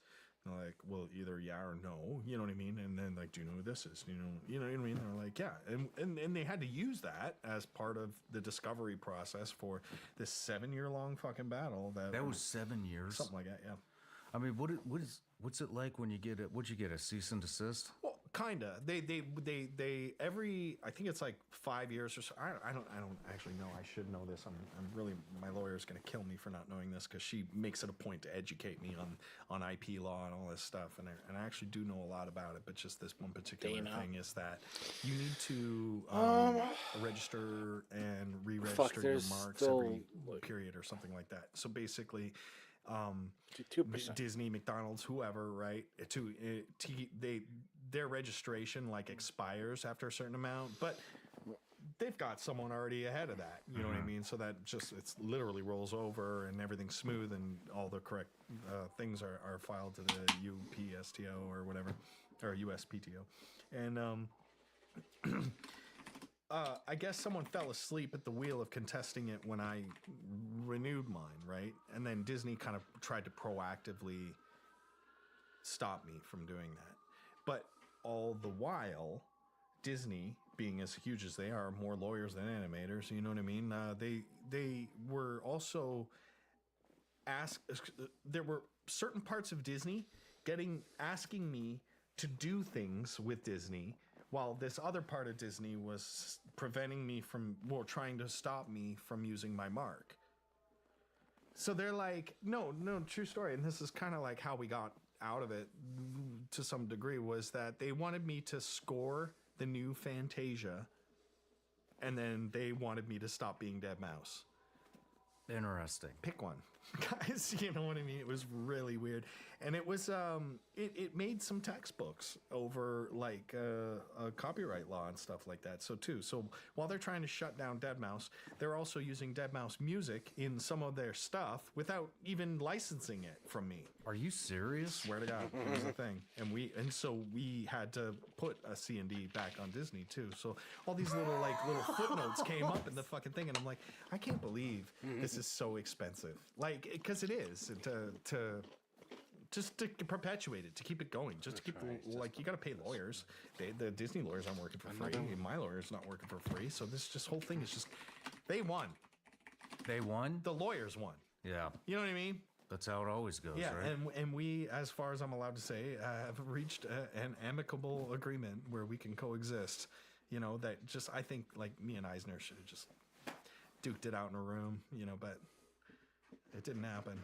Hey, I mean, But I remember, I really remember, I was playing, I think it was Orlando, where I had to play I think it was a Hard Rock or something like that, but it was on Disney property. And this is like right in the heat of this fucking like lawsuit, right? That's all over the fucking place. And they're like, yeah, so you're playing Disney basically, you know, because this venue is like inside Disney World or whatever. I'm like, dude, I don't know, man. This sounds pretty sketch. Somebody 'Cause, Goofy's like, gonna. I'm gonna like, what are they gonna like walk me in the dark room, and then you know Goofy's gonna come out with a fucking bat, and you know, like I don't know, man. Like, how's this gonna end? And it was just so weird. I wonder if I'm on a list. I went to Disneyland when I was like a little kid, like with the family for like a little trip thing, but I've never been since. But I heard it's pretty cool, and I want to go just to see. just to see what happens. See if you made the list. Yeah, so the Disney thing was cool. And I've been in court with Cheer Bear from the Care Bears for probably another 7 or 8 years. What? Yeah, For yeah. what? Man. No, cartoon characters only, man. Cartoon characters only, man. I've only ever been in court with cartoon characters, 3 of them: Mickey Mouse, and Cheer Bear, and a cartoon cat named Meowingtons. Hold on. What's the Care Bear one about? Hey, you like that one, eh? Yeah. So I when I first started publishing my music, immediately after the BSOD stuff, right? So the like Faxing Berlin, like that old stuff. I signed to this record label called Play Records in Toronto, but like I didn't have a lawyer, I didn't have anything, and I was just kind of basically like kind of hauled into a kitchen, basically, and say, oh, just sign this, and I'll be your manager, and I'm like, you know what? They're paying my rent. All right, sign this bullshit. Go start putting music out, and then I outgrew them. You know what I mean? I outgrew the label, and it wasn't like there was nothing nefarious or there was no friction between us towards that part because it was just so common sense, so obvious, right? Like I have the potential to do so much business. I think with the Mouse brand now that you can't handle it. You're just this like the literal basement label that like you won't be able to book me gigs. You won't be able to like keep up with the distribution and all this stuff. And it's just like you're just not competent enough to handle that. So I'm gonna go and sign with a new label out in the UK, right? Which I think was Club Class at the time, and who's my manager still to this day, Dean Wilson. And I had a conversation I'll never forget with this lady. Oh, so the lady, she was the voice of Cheer Bear from the Care Bears, and her husband basically kind of had a lot to do with Nelvana, the studio that did like Ewoks, the cartoon, and Star Wars, and Rule, and those old vintage cartoons from Canada. You probably don't even know them, but it was a thing. It was kind of a big deal, and so they made a lot of money doing that. And she was kind of like a trophy wife that was like in the basement. Run a record label, So that's how it came to be, right? And so. Again, like I said, it got to this point where I was like, I'm going to go do this. And she got really mad at that. Like, because I'm just like, look, this is, I don't hate you. And this isn't anything personal. It's just like, honestly, like I will starve in this little pond. I need to go and fucking explore some other shit. And she just got fucking nasty. She was just like, well, and my favorite quote from her, you go do whatever you want. And I'm like, okay, sweet, thanks. She goes, you're not Tiesto. What Literal the quote. hell? She said that, and I went, You're right. you know what? Like, and maybe at the time it might have hurt my feelings a little bit, but now I love to say, you're right. I'm fucking Deadmau5. You're right. I'm fucking So- Deadmau5. Anyway, crazy. it turned into this petty shit where it was just like, go do whatever you want. Kind of like verbally said that to me. And I'm like, I guess that's all I need. You know what I mean? So I go to Dean and I disclosed everything to Dean. I said, well, Dean, I do have this thing with this like small label and whatever. And he's like, whatever, we'll work that out. You know, like, I mean, we're gonna fucking shop you to EMI. You know, like they can buy and sell them in a fucking minute. So whatever, it's all good. We'll work it out. And I'm like, okay, but just, you know, like I like transparency. I'm not like a shitty person business wise. So let's just fucking do this thing. And we did for 2-3 years. You know, we developed Dead Mouse and we started Mousetrap and then we signed to EMI and I got some big fucking swinging dick lawyers out in the UK, Sheridan's. They represented the Beatles and Pink Floyd and all those guys. And I'm like, okay, this is good. The path to righteousness. Finally, a team big enough to, you know, fucking do my shit. Then, you know, some music comes out and I start making a lot more noise and then all of a sudden I'm getting booked and I'm like, yes. So I'm playing like Ministry of Sound and Government and all these international nightclubs, and of course this gets back to Mel, right? And fucking Ghosts and Stuff comes out and it's a big hit, and then Mel's like, I got this contract that says you know what I mean? I'm like, oh, you fucking kidding me? Okay, whatever, fine, I'll entertain it. You know what I mean? So then the lawyers started coming out, and it's like, she retains the rights to a lot of my early stuff that I made in that basement. You know what I mean? So it's been really petty. Yeah. You know, so it's like she'll release these things every year. That's like, because she can. Yeah. You know what I mean? But I can also be a dick. I can refuse any remixes, any remakes, you know, and any kind of like derivative works of those. I can shut those down because they need my approval. You know, not all is lost, but there are certain pieces of my earlier catalog that I just can't touch because that'll make her a dime. Damn. You know what I mean? I'm like, that sucks. But that's the business, honestly. So like, I'm not even that mad because you gotta get fucked a few times. You know what I mean? To learn a thing. You can't just, you know what I mean? And then be totally fine. You know, like TLC and Hammer and all these people. You know what I mean? Like no one's immune to it. You know, so like that's maybe not advice for a beginning musician, but like if you really want to be active, this has it. I'll entertain it. In there, you're gonna get fucked. Yeah, it's not if, it's who and when. You know, and hopefully not so bad. And that honestly wasn't even that bad. I mean, it's just annoying and it's just a part of my story. But like, I just wish it wasn't. But oh well, you know. Yeah. And then so that's Cheer Bear, Mickey, and then Meowingtons, a cartoon cat. I had a cat named Meowingtons who just recently passed away. Lived to be about 16, and that cat I bought like, oh my god, I adopted him from the Humane Society in Toronto, and it's just been my bro. You know what I mean? Like my sanity from the very start. Like 16 years, you know what I mean? Oh, so this cat's seen some shit, you know?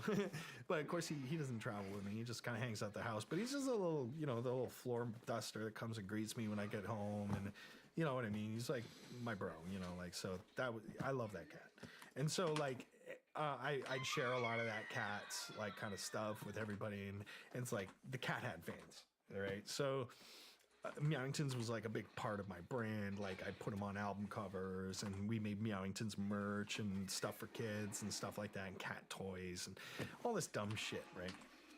And it was just like Meowingtons was part of Dead Mouse. It's just like Dead Mouse and Meowingtons, you know. It's like, of course I know his cat. You know what I mean? So because I really like advocated the cat, and he was just part of the crew. So there was a cat toy company named Meowingtons. Like that just kind of came out of nowhere, and then said, you know, nope, not happening. You gotta cut out all your Meowingtons. I can't even remember what the claim was or something like that. I think it was like probably like a copyright thing. But I mean, I had all the marks. I owned, you know, all the Meowingtons stuff, and you know, you could have contested this, and you know, it was some startup cat toy fucking bullshit in Toronto. And my lawyer, God bless her, she is a fucking genius. So this Meowingtons company was from Toronto, which I thought, oh, funny that. You know what I mean? Like, okay, so they're neighbors. I got to pose. That's how stupid that was. So by, you know, a company run by like a 20-something-year-old girl, you know, that does this thing, and I have to go sit through a deposition. Like, I'm like, dude, this is like something you do when you like kill somebody, defraud someone of millions, I don't know, embezzle company money or something serious, you know what I mean? But they just want the name Meowingtons, and I'm like, but that's my cat's name, and you know what I mean? It's like, it's nothing personal, dude. I'm not selling cat treats. I swear. I could, but that's a good idea, but I won't. You know, instead of just some coexist, fuck you, you know, they just decide to take it in and make it a big deal. So, it was my first deposition, so I was kind of like, I didn't know. Like, I didn't even get to depose for the Disney thing, right? So I'm thinking, like, this is going to be weird. Yeah. Right? So I'm in this deposition. And my fucking lawyer's here, and there's this fucking their lawyer is doing the fucking asking me all these goddamn fucking questions, right? Like not like you, but like, I mean, just like asking me my life story, right? Yeah. And he's like, and he's like, so when did you start making music? You know, and I'm like, oh, blah, blah, blah, blah. And I'm just like spilling my guts, right? Like, I'm just telling the facts, right? And then we get a timeout, going to this other room, right? And then my lawyer's assistant is yelling at me. She goes, why are you blabbing? Why are you talking so much? I'm like, fucking, because I didn't do anything wrong. You know what I mean? Like, I'm like, whatever. You just asking these stuff. She goes, okay, well, you just got into me. I'm like, all right, whatever. Get back into the deputy. I'm sitting down, and then he's like, it started getting weird. He goes, did you in fact date Kat Von D? And I'm like,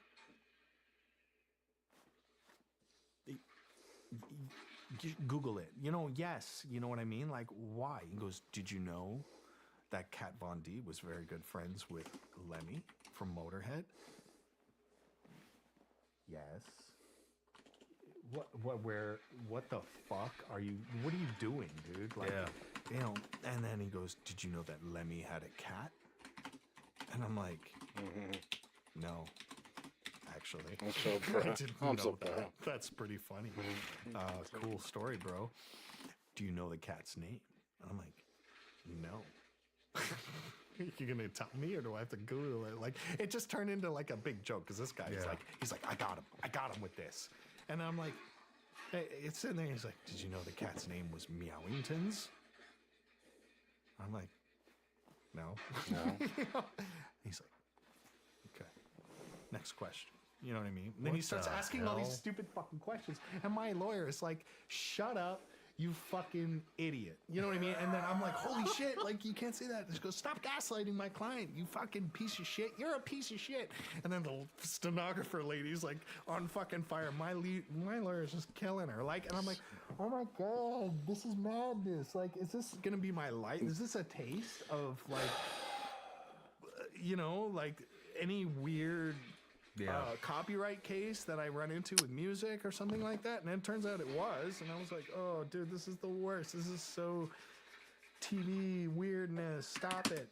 So then, and then my lawyer comes out for our turn to talk or whatever, and she just throws down this fucking envelope, like basically saying, okay, well, hey, Emma, is this your boyfriend? And she's like, yeah. Is your boyfriend a DJ? And she goes, yeah. And you guys don't know who deadmau5 is? And she goes, no, not really. And then everyone's like kind of rolling their eyes, but okay, sure, that's your fucking claim. That's your claim, because you can't disprove that they know me, you know, but fucking millennial Toronto knew who I was at that time, right?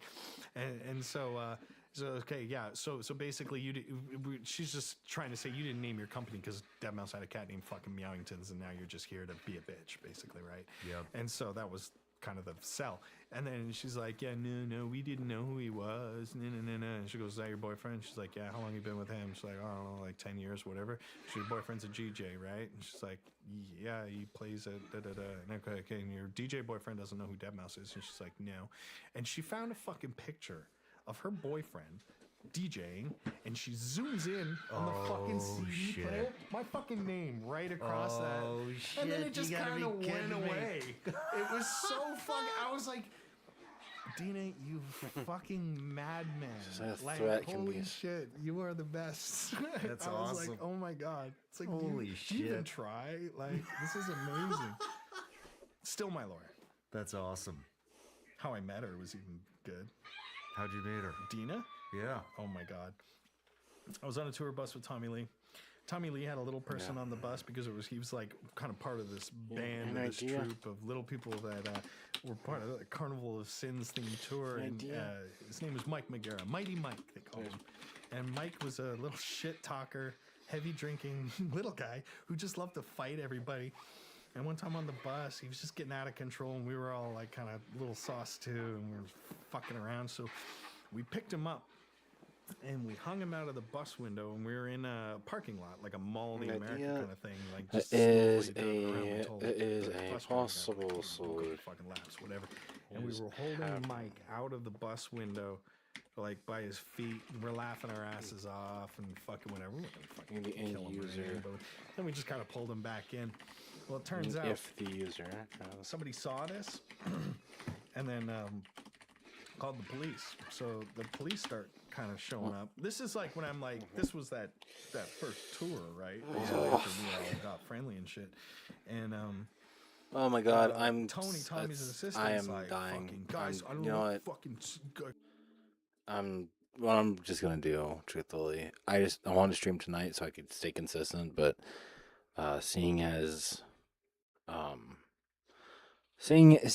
I am still writing this fucking paper 3 hours later, three and a half hours later, I'm going to just do the rest of this offline and just figure shit out on my own. I'm less than thrilled. So right now I'm just gonna lock in for the rest of the night. Yeah. Take care, everyone. Peace and blessings. And as always, I'll see you all tomorrow. Bye.